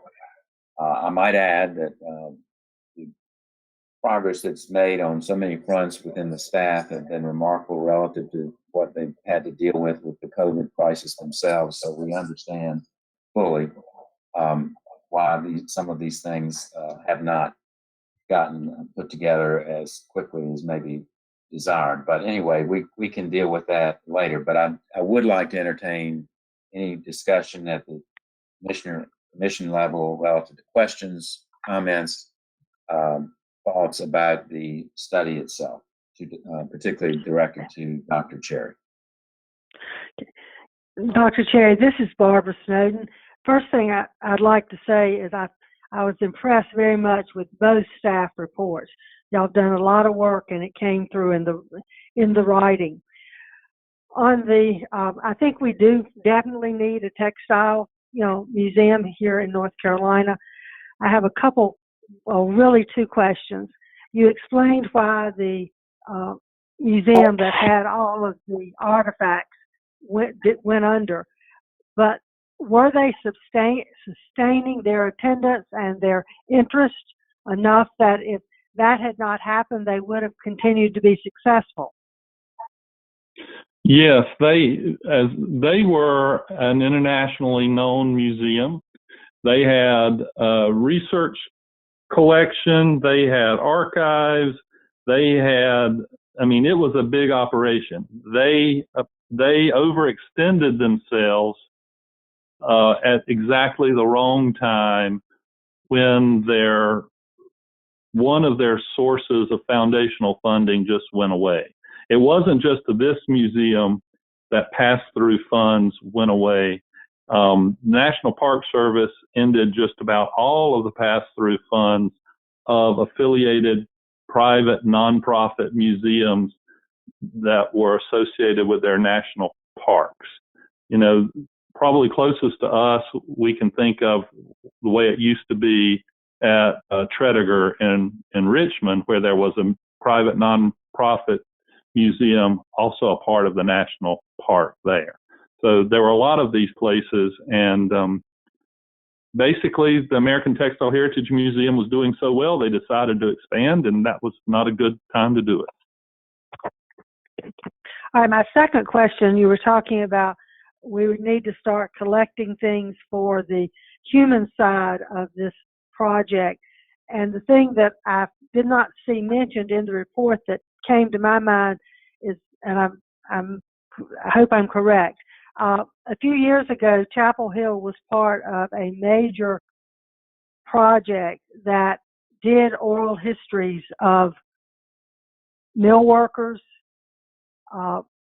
and it came out as a nationally award-winning project, I think, with the Southern Historical Consortium, and I was wondering if that would be something that it could be, we could tap into. I know that Luann Jones was one of the authors of the book that came out. That was very impressive. Yes, and we have... See Chapel Hill. I used to direct that program, the Southern Oral History program. The book that you're referring to is Like a Family, co-authored by Luann Jones and Jack Hall, Jim Laludis, and several others. Those collections are alive and well. There are several hundred interviews with textile workers, owners, manufacturers, and others that I believe the vast majority of them are available digitally. And if anybody's just curious to check out those collections, they're at sohp.org. They're searchable through that website, through our oral history interview database. And I think they would be a tremendous asset to this museum, just as other folk life collections at UNC Chapel Hill have assisted the Earl Scruggs Museum in Shelby.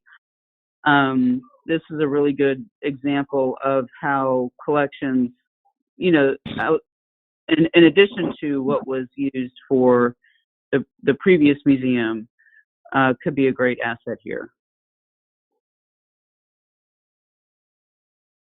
Yes, this is Kevin Cherry. That is a great idea, and Jim Laludis served as one of our advisors on this report, and also made the same point. And we noted that in the report that there are great collections around the state, but of course some of those items, especially the three-dimensional items, can't really be borrowed from their local museums, I will point out I left out one recommendation, and that was the creation of the North Carolina Textile Heritage Network.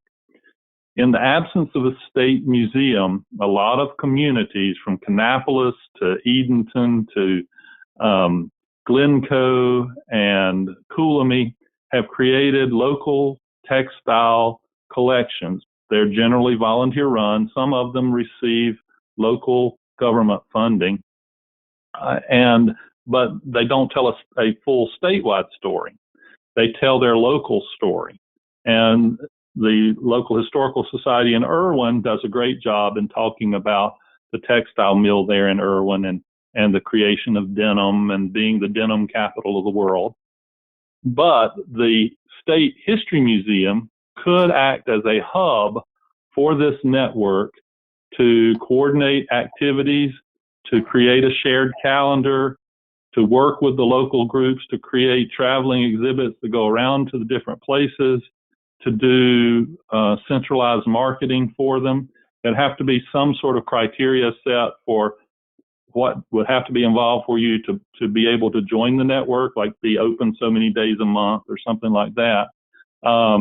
But that is one of our major recommendations, is that there be a North Carolina Textile Heritage Network created for these local institutions to benefit from a state institution. And we lifted that idea from Georgia, from the University of West Georgia's public history program that runs a textile heritage network in Georgia.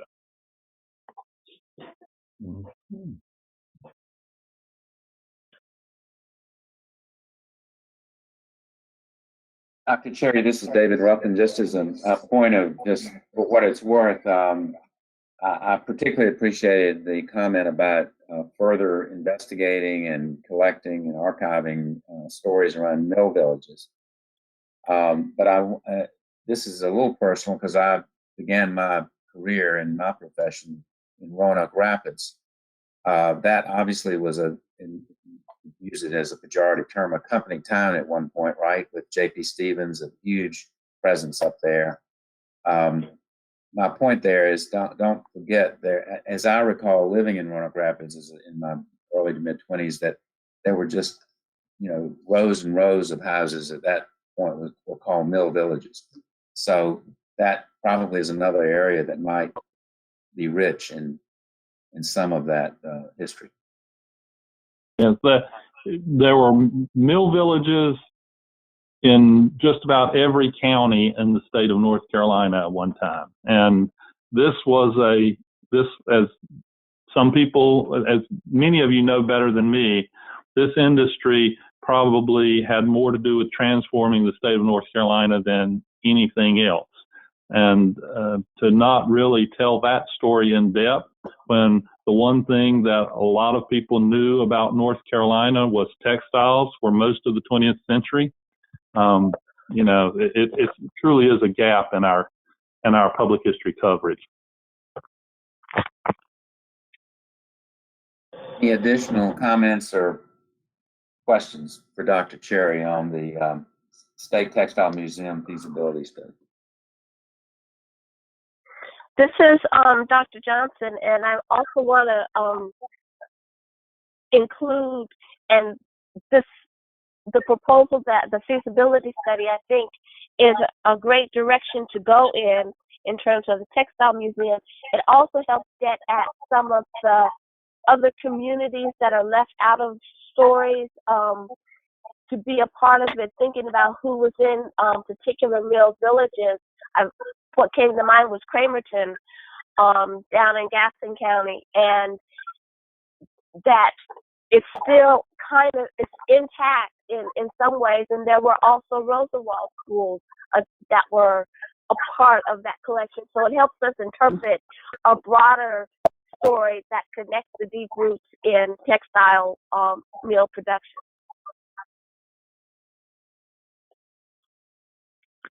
Absolutely. There are a number of stories that we need to tell, and we hope to be able to tell about the different communities. That's why while we have the textile machinery that's there, that is the national treasure. We really, really have to dig hard to get the textile people and their stories and the artifacts that tell the stories of those textile people added to the machinery. And North Carolina, I mean, we have lots of local repositories of this, and there's still a lot of artifacts in people's closets in the bottom of their drawers, and I'm sure that they would be willing to donate and let us make copies of their photographs and those sorts of things. But as Professor Allen from Chapel Hill pointed out, that's not going to happen overnight, and it needs to start happening soon. Dr. Cherry, and all the commissioners, this is Susan Phillips. I'm concerned about, the financial situation that we find ourselves in, that the legislature may just look at that $30 million figure and go, not now. That there might be some steps that we could take in order to preserve, for example, the houses, the mill houses that are around, the very few mill houses that are still around the Franklinville area, and that we might just want to consider making a more specific request for some financing from the legislature to maybe purchase some of those mill houses before the next time we're flush with money. They may be gone. I agree. That is why we've suggested that it be $7.5 million a year for 4 years, because $7.5 million across 2 biennium sounds a whole lot more palatable than $30 million.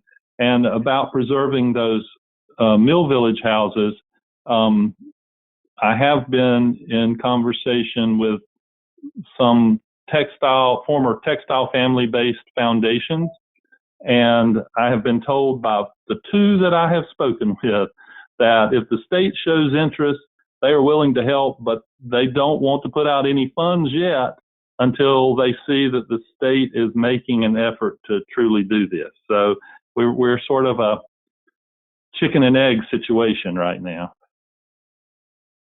Thank you. This is so exciting, and I'm just grateful for all your work on this.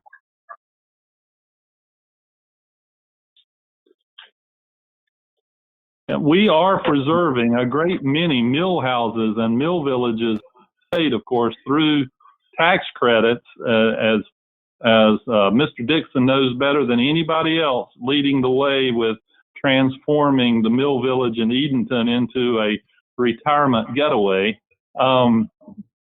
But we need them right up at the museum itself to be able to make the museum tell a full story.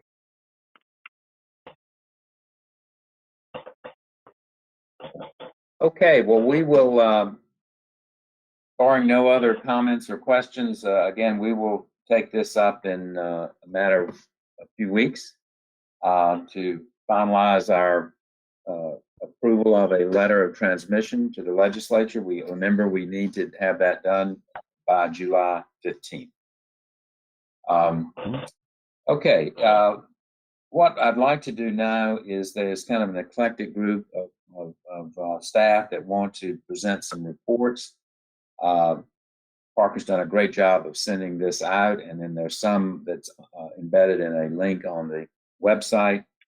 So if you bear with me, I'm going to call various members of staff to present their reports, and then we'll close with Dr. Cherry again. So Michelle Lanier, who is, of course, director of the North Carolina Division of State Historic Sites, if you could lead us in your report. I will be happy to. I am honored to present to this body virtually during this extremely distinctive time. I believe that through the collegial generosity of Parker Backstrom that everyone has received 2 attachments that I will direct your attention to. One is a report that's text only, and one is a actual PowerPoint. So I will, if you would like to bring up the PowerPoint, that will give you some visual information. And I will not read everything. We have quite a robust report for you all right now, and it is certainly too long to share in its entirety. It's 8 pages and single space. So as you can see, we've been very busy. I will say that today is a really important day for the Division of State Historic Sites in that almost all of our historic sites are now in compliance with Governor Cooper's phase 2 of lifting restrictions with the COVID-19 state of emergency. And what that means for us in terms of engagement with the public is that we are providing engagement through our grounds at almost all of our historic sites. Our staff have received PPE in terms of cloth face coverings, disinfectant, cleanser, as well as gloves and face shields in terms of what they'll need to clean restrooms that are going to, for the most part, be open to the public. We have worked very carefully with our department leadership to make sure that we are in compliance with the Department of Health and Human Services, to make sure that we have signage up at our sites, encouraging guests to social distance and to mind their 3 W's, to wait 6 feet apart, wash hands, and wear face covering. We are not enforcing face coverings at our sites, is the case for most public spaces and many private spaces, but we are encouraging it.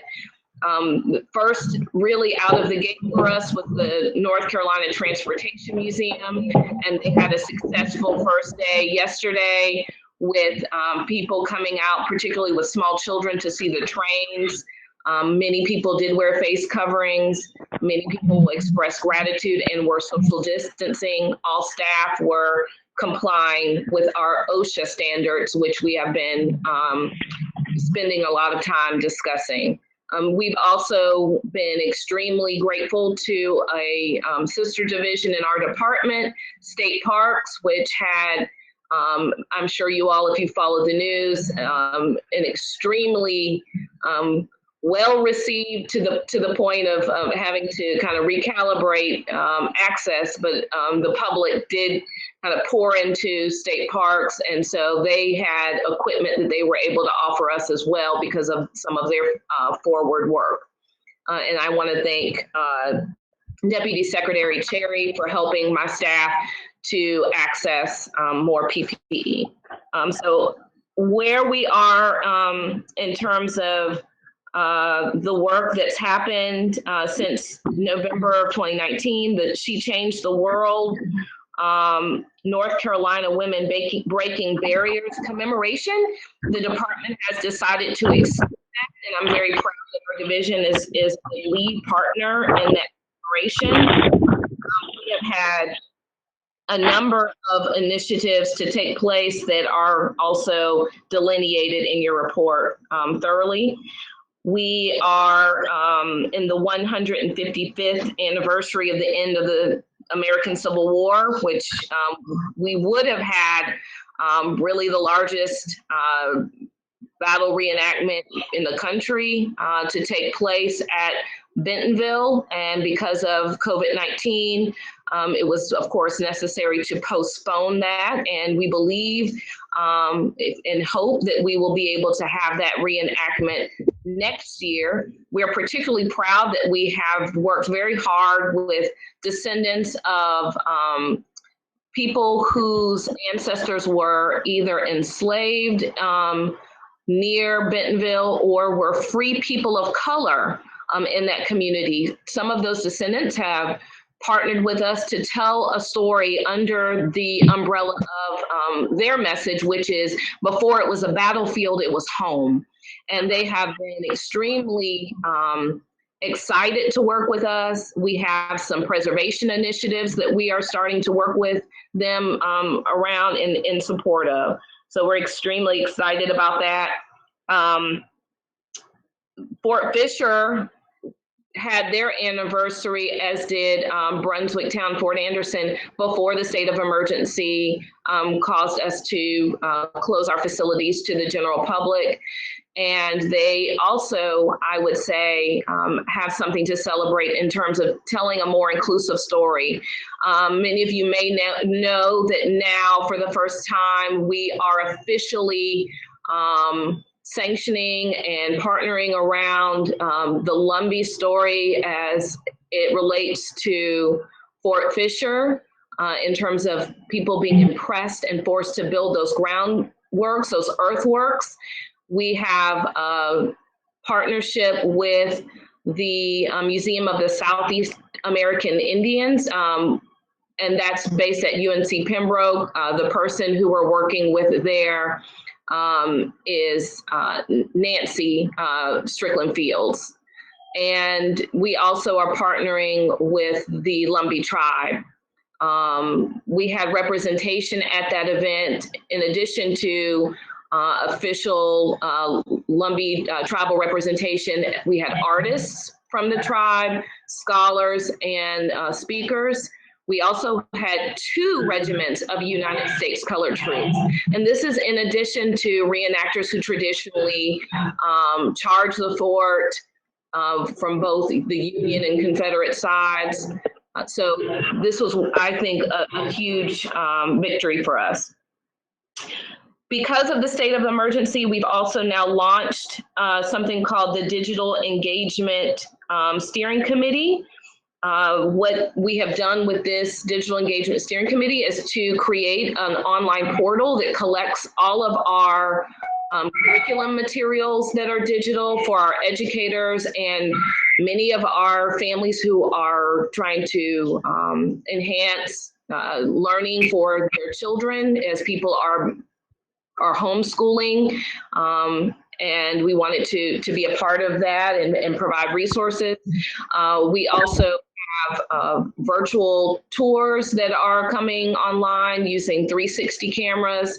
We were able to purchase more technology for our staff to create podcasts and using GoPro cameras to show demonstrations ranging from cooking to metalwork. We have had commemorations even at Alamance Battlefield, which have been extremely well received.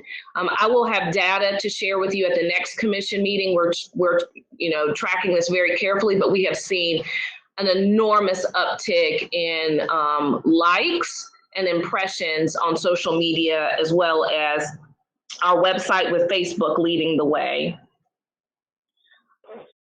I will also share with you that in terms of one of our priorities has been professional development.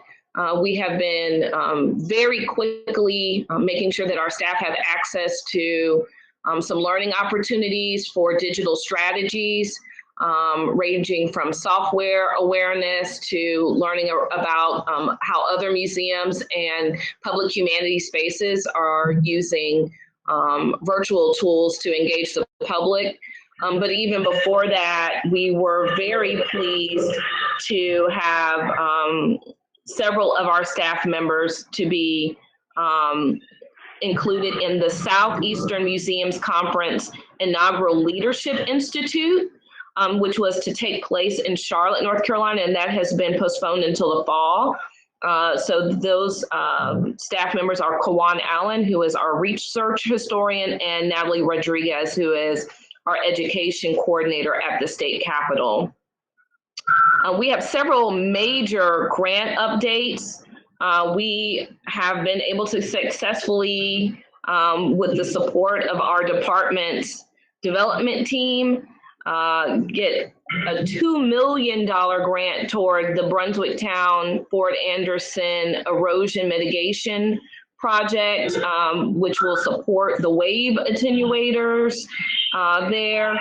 It is, let me just pull up my notes. To date, we've actually had a total of $3.4 million raised from federal grants, $450,000 from Clean Water Management Trust Fund, $487,000 from the North Carolina Department of Environmental Equality, or DEQ, $487,000 from DNCR as a match, and $2 million from the National Fish and Wildlife Federation. An additional $1 million request is pending with the National Park Service.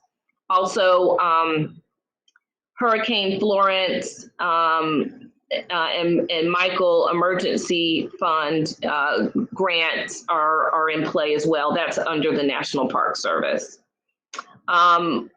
Other grants that are in play right now are civil rights related in a big way. So I'll start with two that you've kind of heard about, and then I'll end with one that we are extremely excited to share more details about. So as we've reported before, the North Carolina Transportation Museum has received a National Park Service Civil Rights Program award of over $287,000 for the restoration of Southern Railway car number 1211, which we do often call the Jim Crow car because it still has the infrastructure of legal segregation in place. And we plan to use this car to talk about that critical moment in history.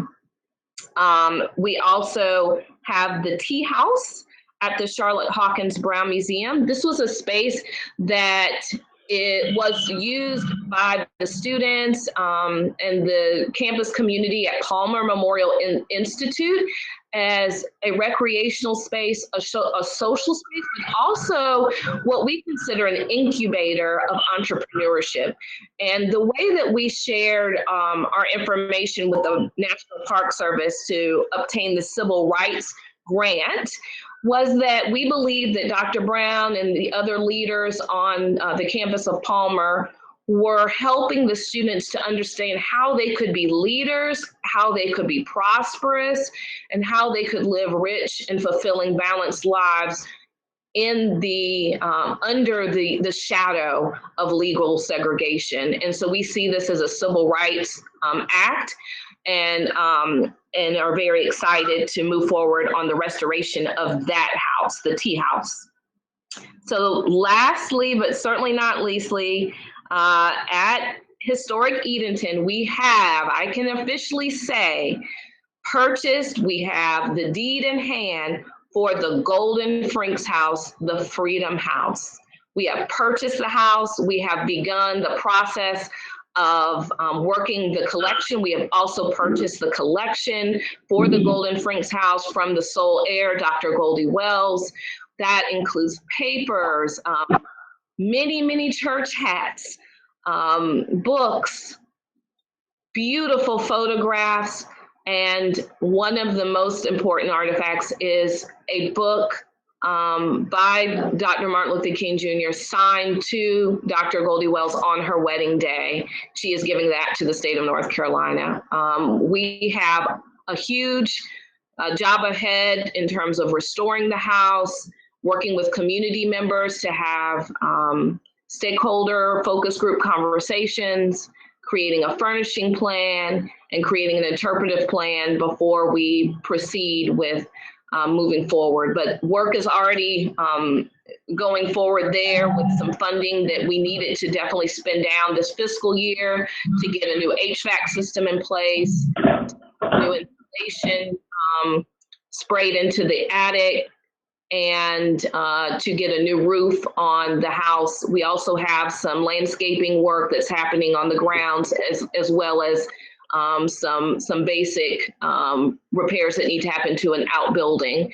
So you will continue to hear a lot about the Franks House. We have many other projects that are in play. One that I would be remiss if I didn't mention is the Visitor Center at Fort Fisher. We know that this is a $23+ million project. It is going forward beautifully with the support of Clark Nexon, the architect. I was just on a 3-hour-long workshop with them yesterday, and we are very excited about the way that structure is looking. We're also very excited that this, like everything that I've been talking about, will be an inclusive story about what that land witnessed. So I will stop there. As you can tell, we're very excited. Public health is our priority right now, and we're also trying to leverage this moment to really get stronger as a division.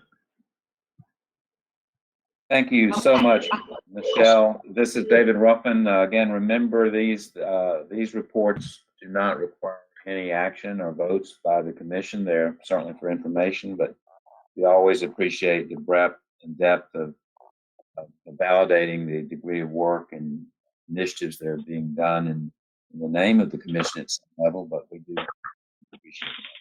So are there any other questions or comments for Michelle? Michelle, Dave Denard. Yes, Commissioner Denard. Excellent report. I'm curious about one sentence you have under the Golden Frank's house. Yes. The second to the last sentence on the last page of your written report. You say, because of Frank's work, the home became the target of retaliation, with death threats placed on his porch and a cross burning in his yard. Yes. Now, do you mean with notices of death threats placed on his porch? Well, what I will do, Commissioner Denard, is I will take your question back to Dr. Goldie Wells, who we're in close communication with, and I will fact check that, and I will get an answer to your question. But thank you for that question, and I'll certainly be sure to clarify. Okay, thanks.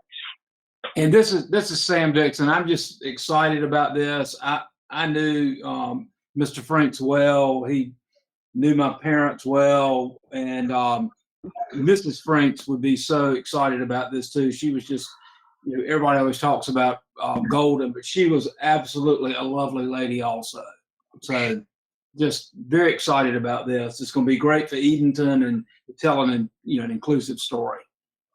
Thank you, Commissioner Dixon. I'm very pleased that you brought up Mrs. Franks. One of the values that we want to prioritize with our interpretation of the Freedom House is that it will not just be a story of a singular man, but it will be a story of this man in context. And we will not just tell the story of the King era, because many of you know his work for social justice went beyond the assassination of Martin Luther King Jr. So really until the late 70s, excuse me, I have a little background noise going on as I know that you all be sensitive to with family in the background. But what I was just going to say is that we want to extend the time period of the interpretation of this house to really capture the full arc of his activism, but also within the context of his family. His wife really was the breadwinner that allowed for him to do the work that he did on the front lines of social justice.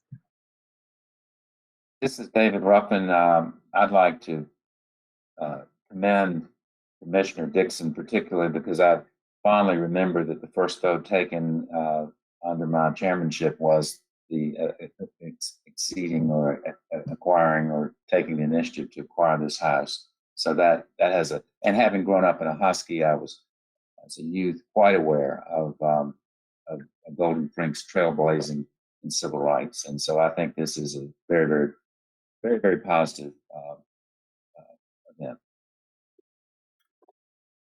Okay, any other questions or comments to Michelle? Ramona Bartos, are you available at this point? Yes, sir, Commissioner. Okay. I am here. Morning. Ramona, of course, is director of the North Carolina.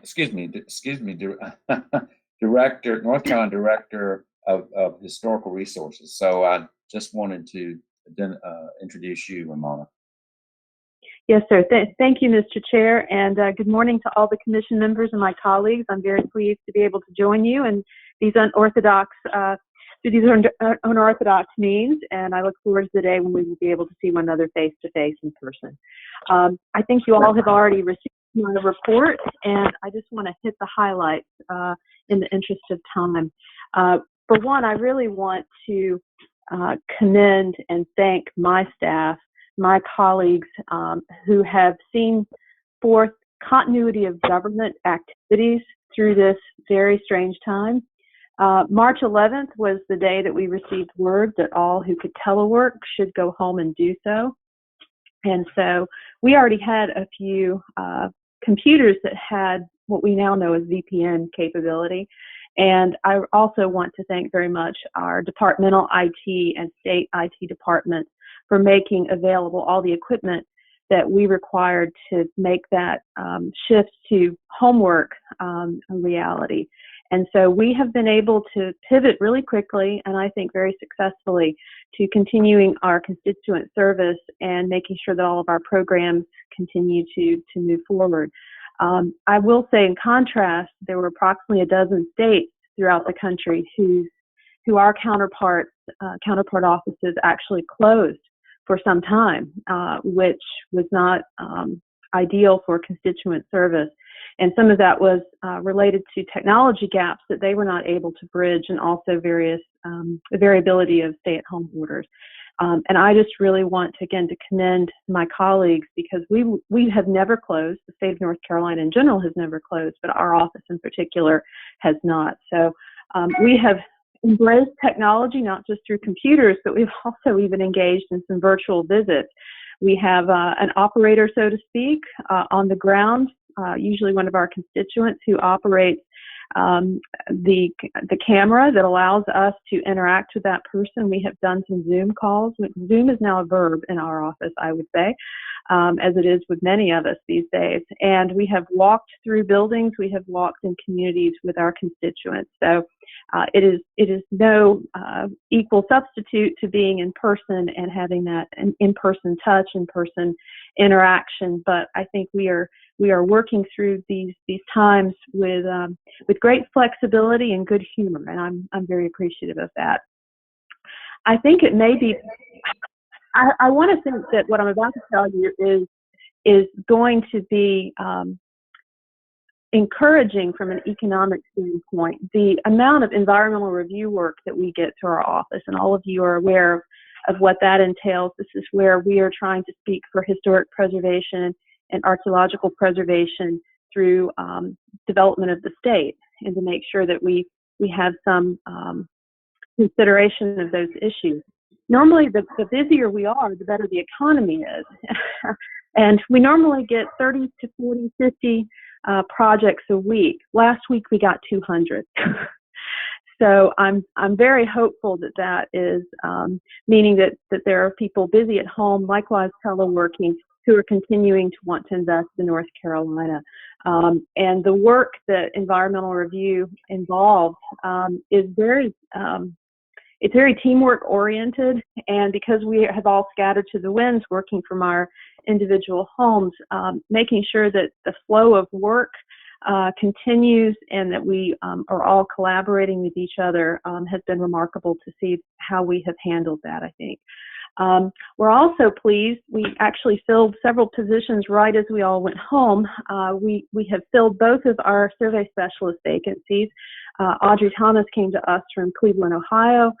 She's in our Western office, and Jeff Smith we brought over from the West Virginia State Historic Preservation Office, where he was the National Register Coordinator.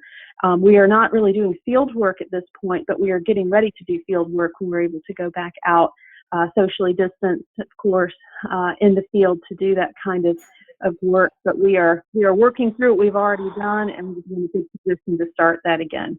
I also want to thank Ken Howard and the Museum of History and all of our colleagues there. We have been collaborating with them on the Tar Heel Junior Historian magazine for fall of 2020, which is going to be all about historic preservation and architectural history. And Ken, we can talk offline about this, but we're willing to pay to get more of those printed up.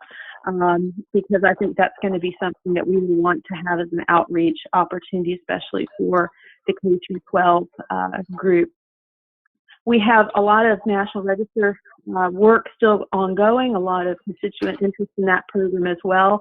But because of some of the cancellations of local government meetings that have been happening since March, we had to postpone our National Register Advisory Committee meeting to late August. And several of you served likewise on that committee and already knew about that. Since we last met in October of 2019, we've had our state historic tax credit was extended a few weeks after that in November, and that sunset has now been shifted to January 2024. And our constituents are taking advantage of that situation.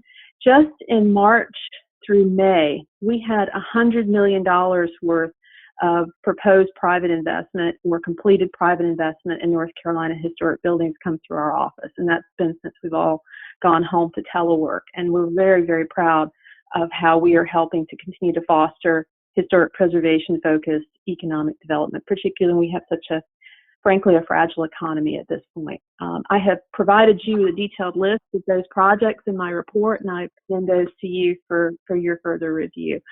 We also brought on, in the midst of all of this, we promoted from within Christy Brantley, who had been our National Register assistant. She is now our local government coordinator. And we are bringing her along, and she is doing a great job.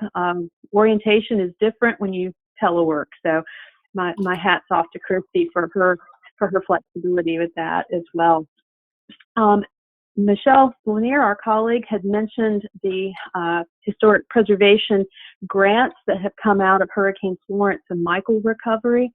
We had asked for $25 million. The Park Service had given us a, quote, planning number of $15 million, but they gave us 17. So that's $2 million more than they had figured we deserved. So we're very pleased that we now have $17 million to help our constituents recover from those hurricanes.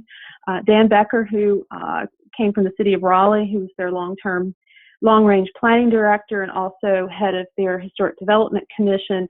And he also had a time after his tenure with the city. He had with the Department of Commerce working in our Main Street Grants program, which set him up really well to be our special hurricane grant manager. And this past Wednesday on the 27th, Dan released the sub-grant program solicitation for all of our constituents to apply for $9.25 million in assistance. $8.5 million is for the bricks and mortar aid, and $750,000 for planning projects. Now, I will flag for all of you, there is a statutory role for this commission under North Carolina General Statute 121.12c. We always hear about 12a, but 12c, and that's for the commission to vet sub-grant proposals, and we believe that we will be coming to you sometime in mid-September for your assistance with that. We're also working on those internal projects. Director Lanier also mentioned that. We have $4.5 million that we can work on with that, and some of the projects do include continuing the wave attenuator project at Brunswick Town Fort Anderson, mass repair to the USS North Carolina, and work on the storm-damaged Douglas complex at Tryon Palace. So I hope to have some reports for you about that soon enough. I did not put it in my report because it happened so recently, but we've also received a new round of civil rights grants for an architectural survey and oral history project for sites associated with the civil rights movement in Northeast North Carolina. It's kind of north of Highway 64 up to the Virginia border east of I-95. And it is our hope that the results of this work will aid not only the work of the State Historic Preservation Office, but also the work of Division of State Historic Sites with the interpretive work they will be doing at the Franks House in Edenton. Quickly, for historical research, we've had also some staff changes. Joe Beatty had been promoted, as you know, in 2019 to be Mike Hill's successor as historical research supervisor. By doing so, he vacated the colonial records editor position. We have filled that with internal promotion, Dr. Kickler, who had been working on the Civil War roster project. And then as a result, we had a vacancy there, which we are going to be filling later because of the COVID situation. But we had also had a retirement, and we have filled that with Chris Meekins. Mr. Meekins came to us from the State Archives, and we are really excited because we're going to be shifting the Civil War roster project to look at Union forces in North Carolina, and he has a special focus on Unionists from his PhD work for Unionists in Northeastern North Carolina, and this, I think, will aid us greatly in shifting that focus to tell the full story of our Civil War history. As you know, we also, as part of this program, we publish books, and we're really excited that we have another in our series for young people, and that's Long Needle, which is the story of longleaf pines. And it's told from the perspective of a tree that was 300 years old by the time that there was an unwelcome visit from Hurricane Fran. So I commend that to you as well. It's available through UNC Press.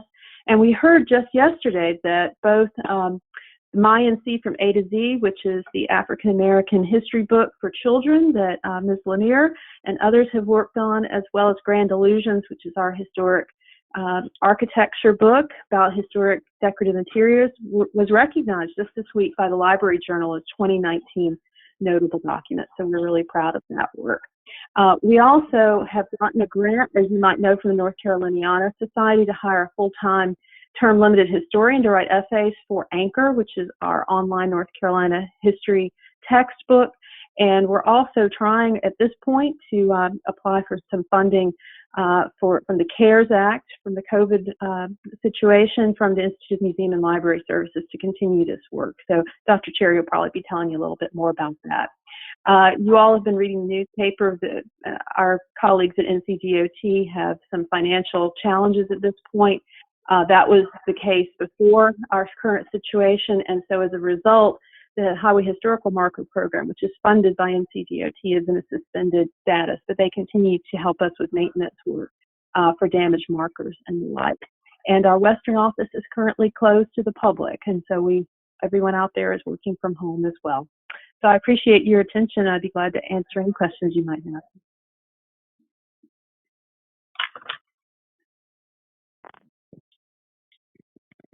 Mona, that very exciting activity on all fronts, as always. So, any other comments or questions? Thank you so much for what you and your staff and frankly, as I said before, co-directors are doing, even in these extraordinary times, as you rightfully said. Director Ken Howard, who is, of course, director of the North Carolina Museum of History. Are you available, sir? I believe I saw you earlier in the video when we were signing on. So. Yes, sir, Mr. Chairman. Thank you very much. Hopefully, you all have gotten a copy of my report that I put out.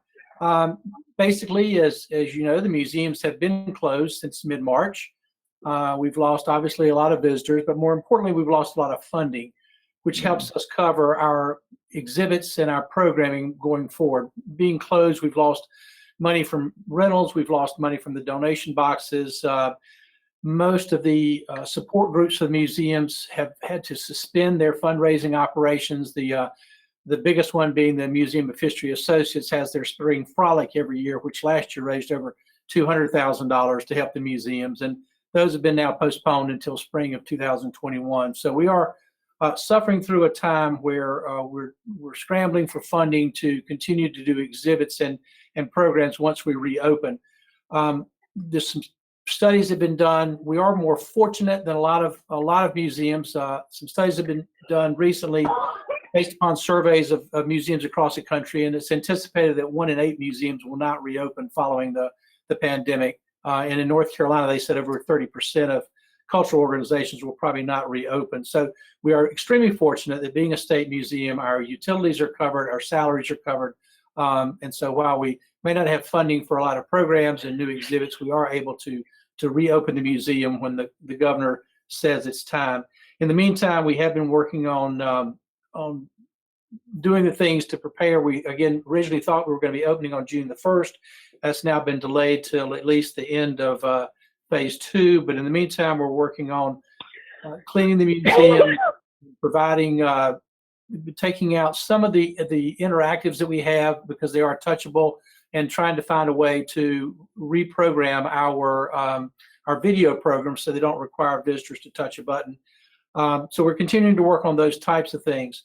In the meantime, though, we really focused on, all the museums have focused on, has been on our web pages and our outreach. I don't know if you've had a chance to visit the Museum of History's History at Home webpage, but we got started on that really early. We kind of anticipated something was going to happen when the school group started coming, so we started putting together a lot of resources, educational films, virtual tours of our exhibits, podcasts, even downloadable lesson plans so that parents at home could download the lesson plans that we send out to schools across the state to teach their children about North Carolina history. We've created activities, even coloring book activities and other things we've downloaded. And most recently for the adults, we started downloading recipes of not only food recipes, but drink recipes. So we've continued to focus on how we can reach out to our constituents and the public through our web pages. We anticipate that even after the museum reopens, we will continue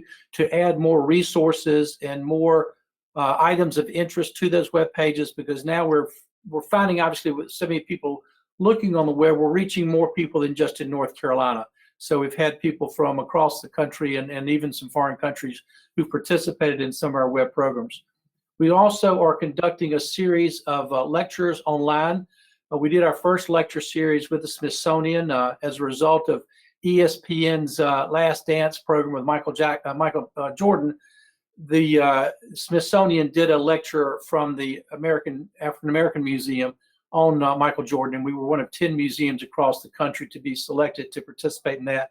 We had over 200 people from our museum website, so to speak, view that. We've also started a new series called History and Highballs. We had our first one last night. The director of the Bellamy Mansion in Wilmington did a program on the Bellamy Mansion, and we had one of our staff entertain everybody about how to mix a particular cocktail so they could enjoy that cocktail before the lecture began. So we'll be doing a series of those. Again, this first one was last night. We've got another one coming up on Monday night with Ira David Wood, who's going to talk about his reflections on being in the theater. So again, we're trying to focus as much as we can on offering resources through the web to our constituents and our members. We've also been getting, as a result of this, we've gotten a lot of publicity lately. We've been doing a fair number of interviews with local media, WRAL and Spectrum News and CBS 17, who are picking up on the things that we're doing on our History at Home webpage. They're also doing some topics such as comparing this to the outbreak of the Spanish flu in 1918. So we've had a couple of our curators were interviewed on television about that. We do continue on with our capital projects,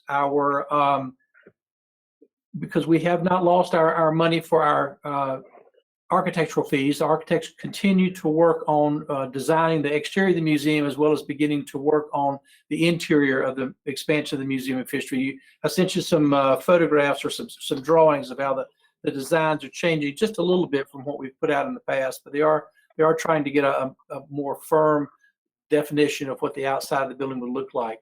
The project will be broken up into two phases. Actually 3 phases, 2 phases for this current expansion of our current building. And anticipated that we may eventually get $60 million from the legislature for our initial phase, which would conclude moving our lobby down to the Jones Street in the museum and building a new atrium, which would house our Wright Brothers aircraft as well as a brand new entry to the museum. Phase 2 would be more the internal redo of the museum, redoing our exhibits and things, as well as finishing up on some of the exteriors. The museum in Fayetteville, the Civil War and Reconstruction History Center, has been working on their historic village section of their project. They pretty much completed it, and we're going to be having an opening about that a month or so ago, but that has been postponed. But they've made great progress and are actually under budget on what they're going to be doing. They're putting together a series of the historical structures that were on the property to create some learning centers and to create some other space to be used for education, as well as a digital education program they're putting together.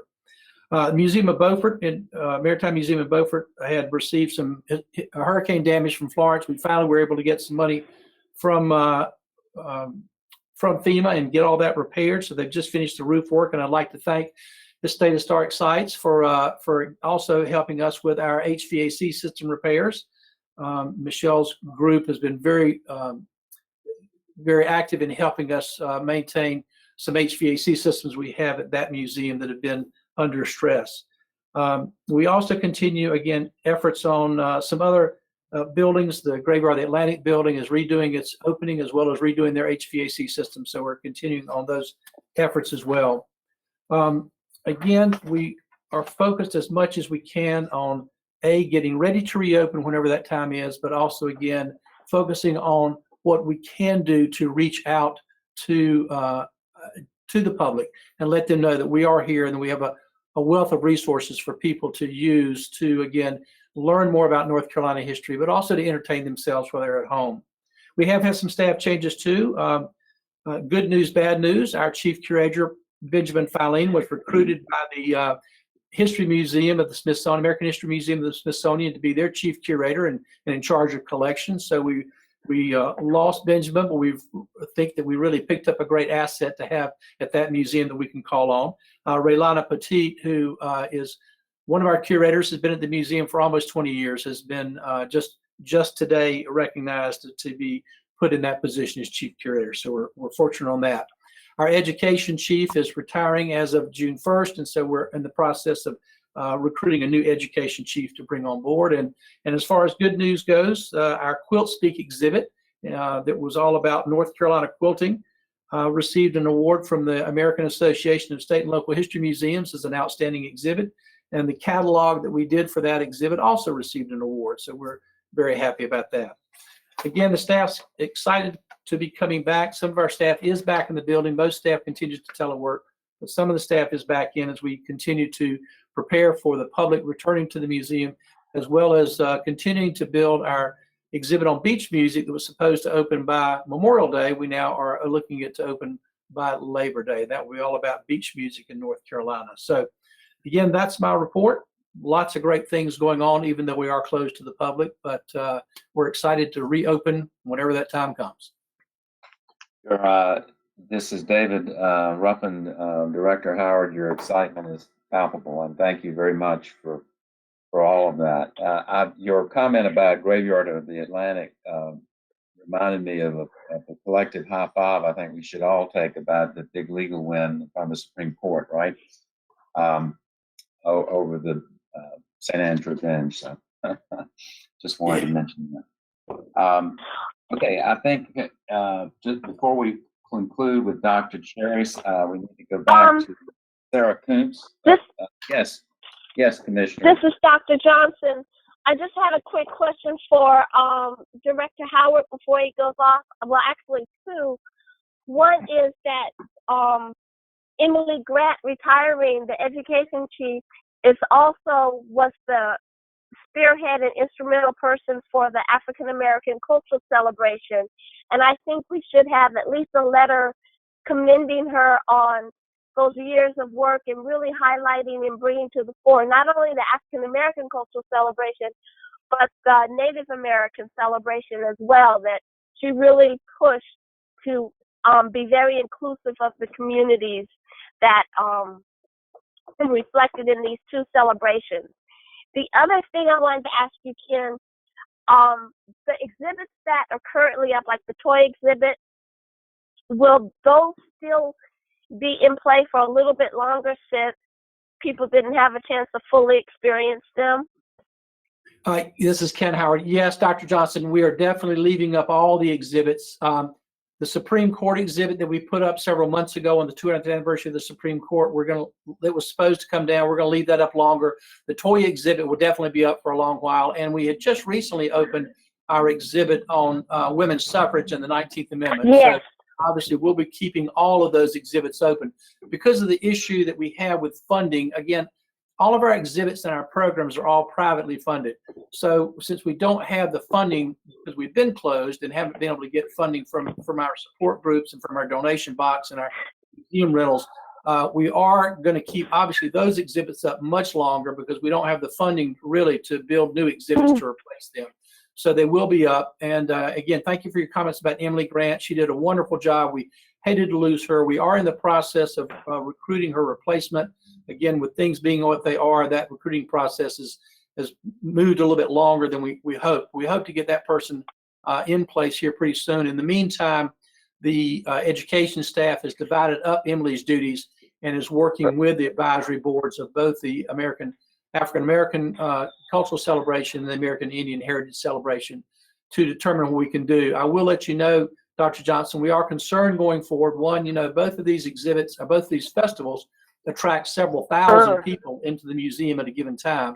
And so we're not sure how that will be, how that's going to go going forward, given the distancing, social distancing, and other requirements. So we're looking at maybe doing some things digitally.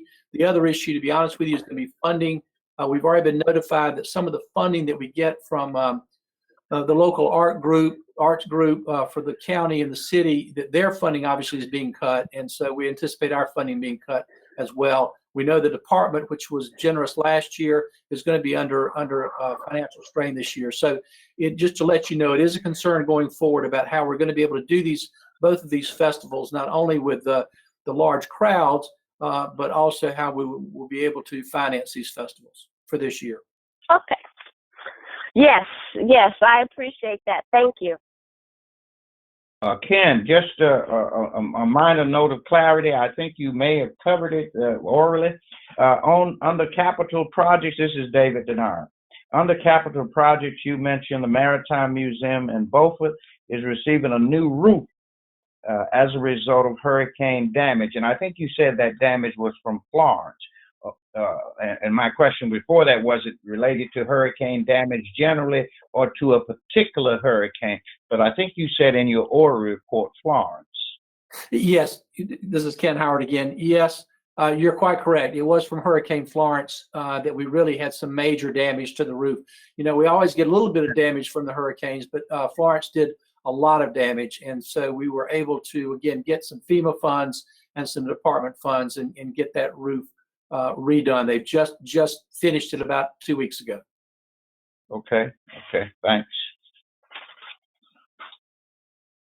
Any other questions or comments for Director Howard?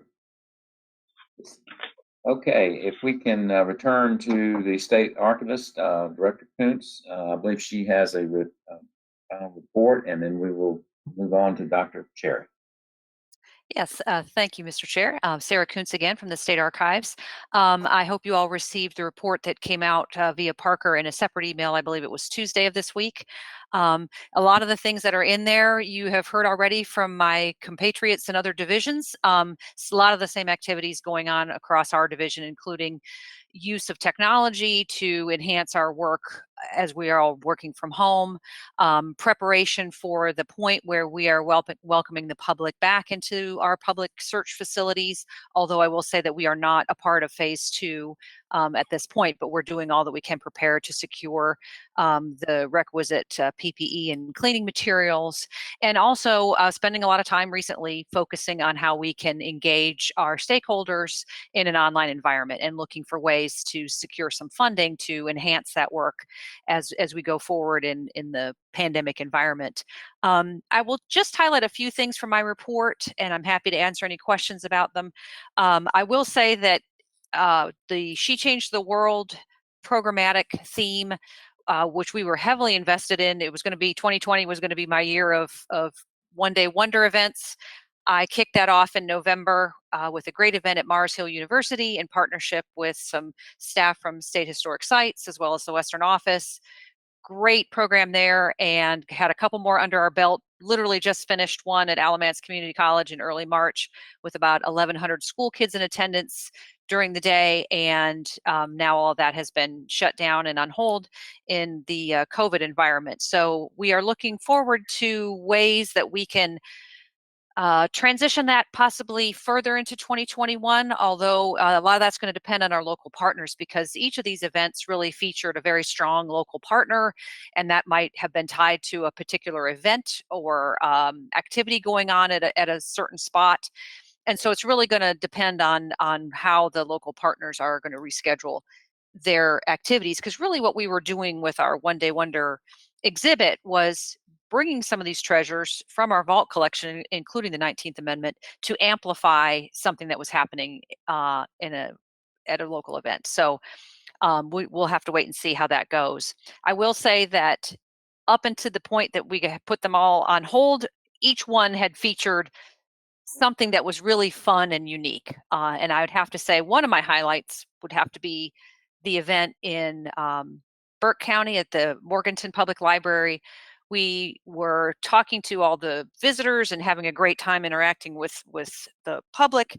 And a lady who was about to turn 100 years old and was at the exhibit with her Daughters of the American Revolution group asked if she could have permission to read a poem that she wrote about the struggle of women over the years to gain equal rights in society. And it was really moving because it was an original poem and she was reading it from her notes, and you could have heard a pin drop in the room. So it's stuff like that that really makes these events worthwhile and a lot of fun. So I hope that we can find some way to get them started again in the end of 2020 and into 2021.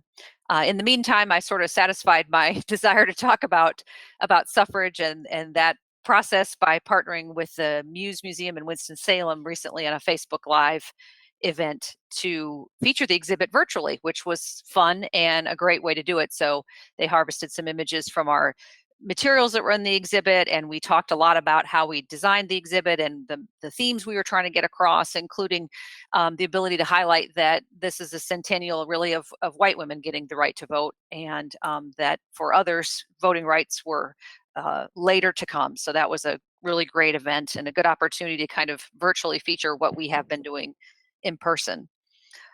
Similarly, we had some other really good outreach programming events prior to the pandemic changing our operations. We are always grateful to partners at various historic sites and at Tryon Palace for allowing us to come and participate in events or bring programming there. And in the meantime, as Ken noted, we're doing a lot now to transition this to how can we engage people online, and I will cover that at the end of my report. In the archives world, when you go to telework, a lot of what you get to work on are projects that are not that exciting, but very, very worthwhile. And a lot of our staff are heavily involved in editing data in our online catalog. You may recall, if you've been on the commission for a few years, that a couple years ago, we transitioned all of our homegrown databases into one unified online catalog. And to do that, we moved data that had been previously moved in some cases 2 or 3 times. So that brings a lot of junk into that data pool. So we've had staff spending a lot of dedicated time during the telework times cleaning up the data. So that's been worthwhile. Not, like I said, not the most glamorous thing to do, but one of those things we had on our, if we had time, we'd love to get to all this work. And now we have the time to get to it. In the meantime, areas of our operations, just as Ramona described, are able, with the help of technology, to continue pretty seamlessly. And that includes our electronic records work. We're very pleased with what's been happening with a grant that we have in conjunction with UNC Chapel Hill, funded by the Mellon Foundation, to explore additional ways to process large pools of email data. And so that's been a very productive grant. And the Mellon Foundation tends to like to fund opportunities one time and not kind of give funding to something more than one grant cycle. So we're currently looking for a new funding source to continue the development of that product that we're working on with Chapel Hill. So as I noted, a lot of our outreach work has kind of been transitioning in the last few months, but right before the pandemic, we were able to get out one of our key online products that we're very proud of, which is a new podcast series called Connecting the Docs. That was a 10-episode series that featured stories from our collections of North Carolina history using original documents. And I think our staff did a great job of telling the stories using our materials, and then also explaining how the original materials informed that story. So some of those stories featured on the podcast include Frankie Silver, Nell Cropsey, a long look at her murder case, and the Carol Deering ghost ship, along with some other lighter, kind of funnier topics, funny animal stories from our collections, including one of our favorites where a member of the General Assembly was censured for throwing a cat on another member of the General Assembly while they were in session and things like that. So that was a lot of fun, and we're currently thinking about ways that we can develop a second series for that. Our military historian similarly has started since the pandemic a podcast for the Stories of Service departmental program. He's really done a great job with that. That's a transition that came after the World War I centennial, and it features broader stories of military service from North Carolinians. And so he writes a lot of Facebook posts and a lot of really in-depth blog posts about veterans, where we have their papers or their stories in the archives, as well as other aspects of military history related to North Carolina. And now he's turning some of those stories into podcast episodes. So that's been a really great resource. And then our social media outreach committee has been spending a lot of time since we've been working from home, thinking of ways to utilize resources that we already have to engage our audiences in kind of a fun and lighthearted way, in addition to the educational resources that we've been amplifying and promoting through the department's North Carolina at Home pages. So some of the things that we've done that have been extremely popular have been creating puzzles from images. We took a trivia series that we used to post on the search room door and have created that into posts and things like that. So those have been a lot of fun, have gotten a lot of attention. And we're always looking for ways that we can utilize our collections, especially things that we've already got scanned that can be used to amplify departmental-wide social media campaigns, including the 50th anniversary of Earth Day and things like that. So that's been really great. And we've really seen about a 75% increase in visits to our Twitter and a 70% increase to Facebook and a very large increase to our blog. So that's been very popular. We've also had the opportunity, thankfully, we had just wrapped up filming and we're editing a series of videos that the government records staff created for their stakeholders that are custodians of public records about some various topics dealing with records management. So those have been released and have been popular as well. And they've been transitioning their work and their contacts with these public records custodians to online meetings and virtual contacts.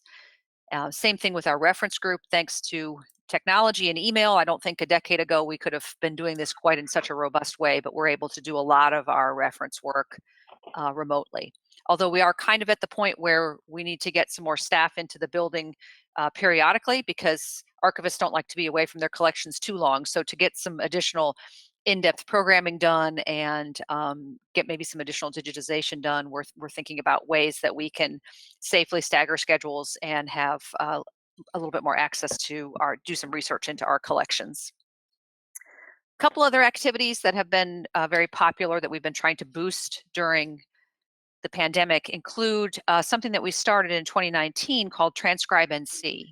And that is part of a platform company called From the Page. They're very popular with archives and libraries and museums. And what they do is they offer a way to support crowdsourced transcriptions of original materials.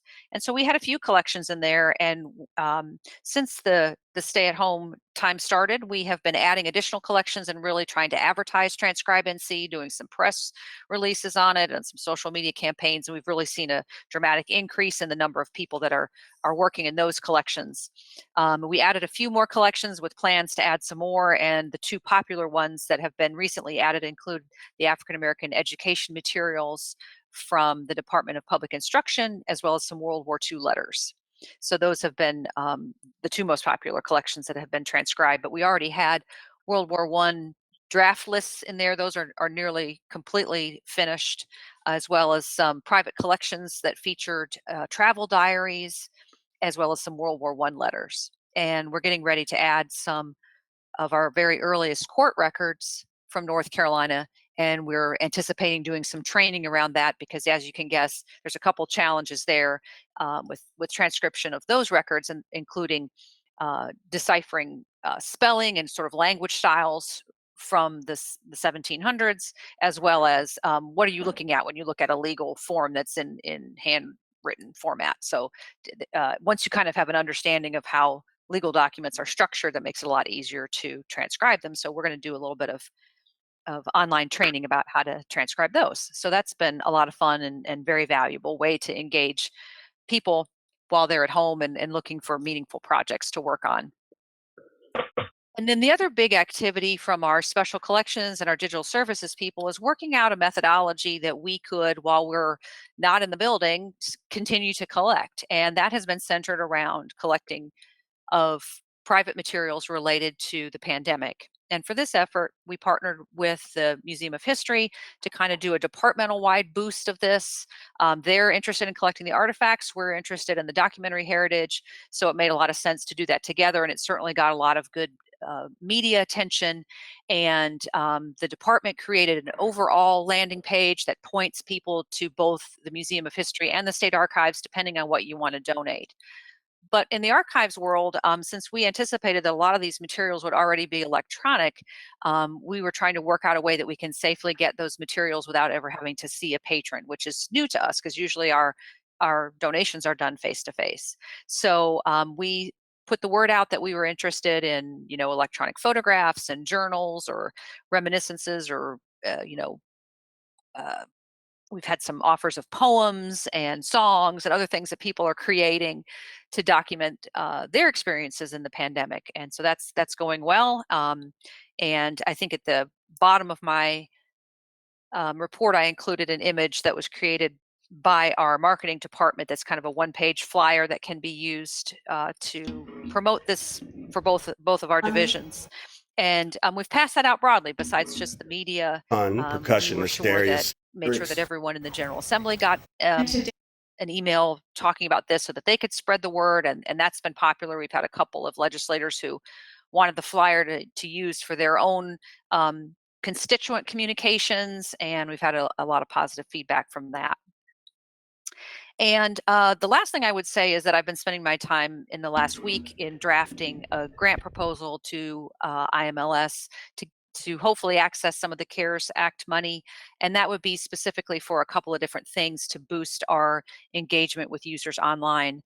I think in the archives world, we're probably not going to see a return to pre-pandemic on-site visitation for quite a while, if ever. And so as all of us have noted, there's a lot of demand for online resources. So the grant seeks funding for staff support to digitize quite a bit of materials. We're hoping to add about over 170,000 pages to our online digital collections. And then to support expansion of online reference services, including a chat feature from our webpage to engage patrons with their reference questions, web conferencing software so that we can take all these analog programs that we may have delivered on site at a location like Tryon Palace or another historic site and move them online and move all of our government records, workshops and training online. And then another piece of that funding proposal would be to purchase some equipment and some software to facilitate the development of a workflow for remote oral history collection around the Your Story is North Carolina's Story COVID-19 collecting initiative. We can't obviously do oral history collections in person, and this would allow us some technology to hopefully be able to work out the logistics of doing that remotely and continue that project. And then hopefully, as a part of that, we could think about the next season of the podcast featuring stories of the things that we have collected for Your Story is North Carolina's Story and kind of amplify some of those things. I will note that our very first offer came from a 13-year-old boy in Eastern Wake County who wanted to submit to us pictures of his backyard fort that he had built to occupy himself during the pandemic. And it must have been pretty impressive because I guess one of his neighbors called the police thinking that someone had set up a homeless camp in the backyard because he had built quite a structure back there. So we're in the process also of exploring ways that in our collecting for Your Story is North Carolina's Story, we can expand our typical donations, which are usually from adults, so that we can include minors who want to be a part of this, because certainly school children have been very impacted by this and their learning, and a lot of their graduations, obviously have been interrupted and things like that. So we're anticipating doing some specific outreach as well to the K-12 audience to make sure that we're capturing the stories of their time in the pandemic. So with that, I am happy to answer any questions. Sarah, this is David Ruffin. I am, again, very appreciative of the transition you all are making to deal with this pandemic. And some of it, I think, as you alluded to, may become a little more permanent, right, in our behavior. I think so. But you whetted my appetite. Who was the real victim, the cat or the legislator?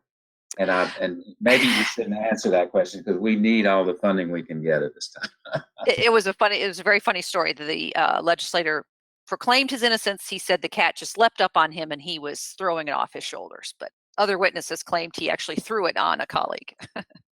Dr. Denard, I may have stepped on your question. That's okay. Just two minor questions, Sarah. On your transcribe NC, it seems very interesting. Who are your volunteers for transcribe NC, and how does one become a volunteer for that? Well, really, anyone can volunteer. It's just a matter of signing up from their website, and you can actually get to that website from our website. We can take you right there, and it's a very simple process. It's just registering your name and your email, and that's it. I don't believe they collect any demographics from the people who are volunteers, although we certainly can see who is putting in the most time and on what collection. So we have offered this as an opportunity for staff as well to kind of supplement work at home. So I'm sure there's some staff members that are doing that. I gave it a go. I wanted to test drive it to see what it was like. So I guess with broad public advertisement, it's hopefully a broad demographic of ages and people participating. Okay.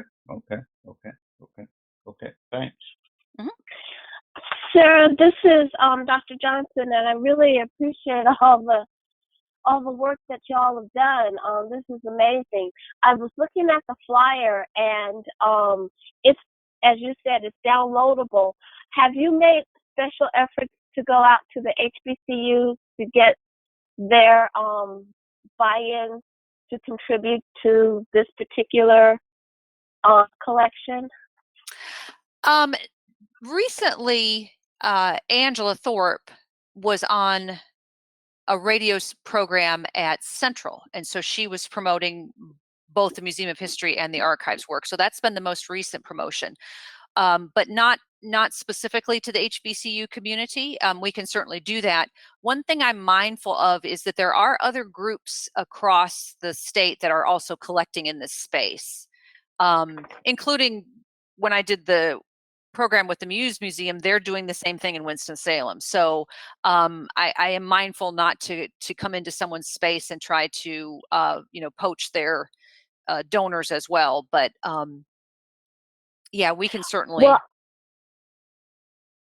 I was thinking it would be important to go ahead and do something targeted, get it directly into the hands of some different, either institutional advancement or the alumni or alumni directors, so that they could get out to folks, because oftentimes they're kind of overlooked and missed. And the other thing is, since this is on a state level, you wouldn't necessarily be poaching to do that. And I appreciate your sensitivity.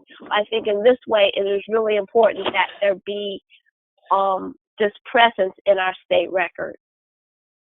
Sure. And to that point, we've talked about that, trying to make sure that we're getting a variety of voices and experiences, including I've had staff that raised to me, trying to collect maybe some experiences from people who are participating in the Reopen NC demonstrations. So, we want a variety of voices and experiences.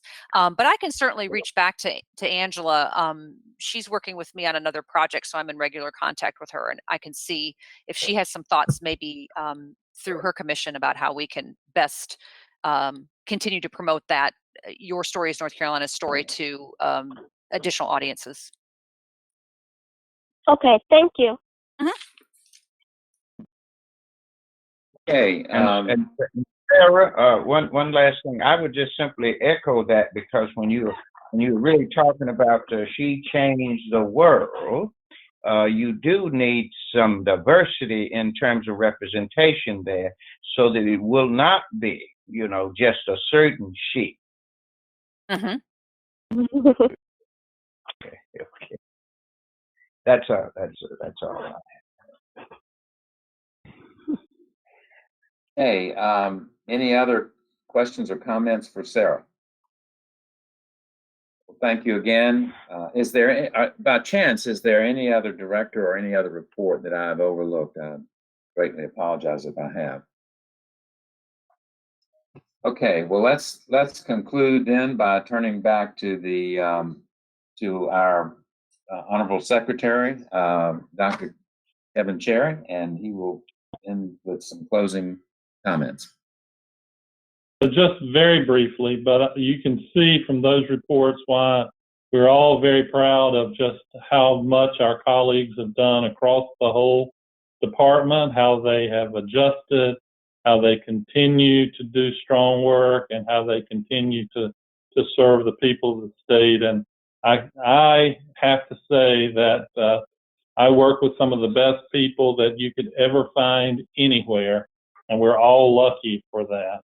Just a few words about our budget situation. Currently, we estimate that the department is short in receipts. We're down in receipts approximately $30 million since March. Receipts are funds that we generate from ticket sales, gift shop sales, rentals, donation boxes on the floors of our museums.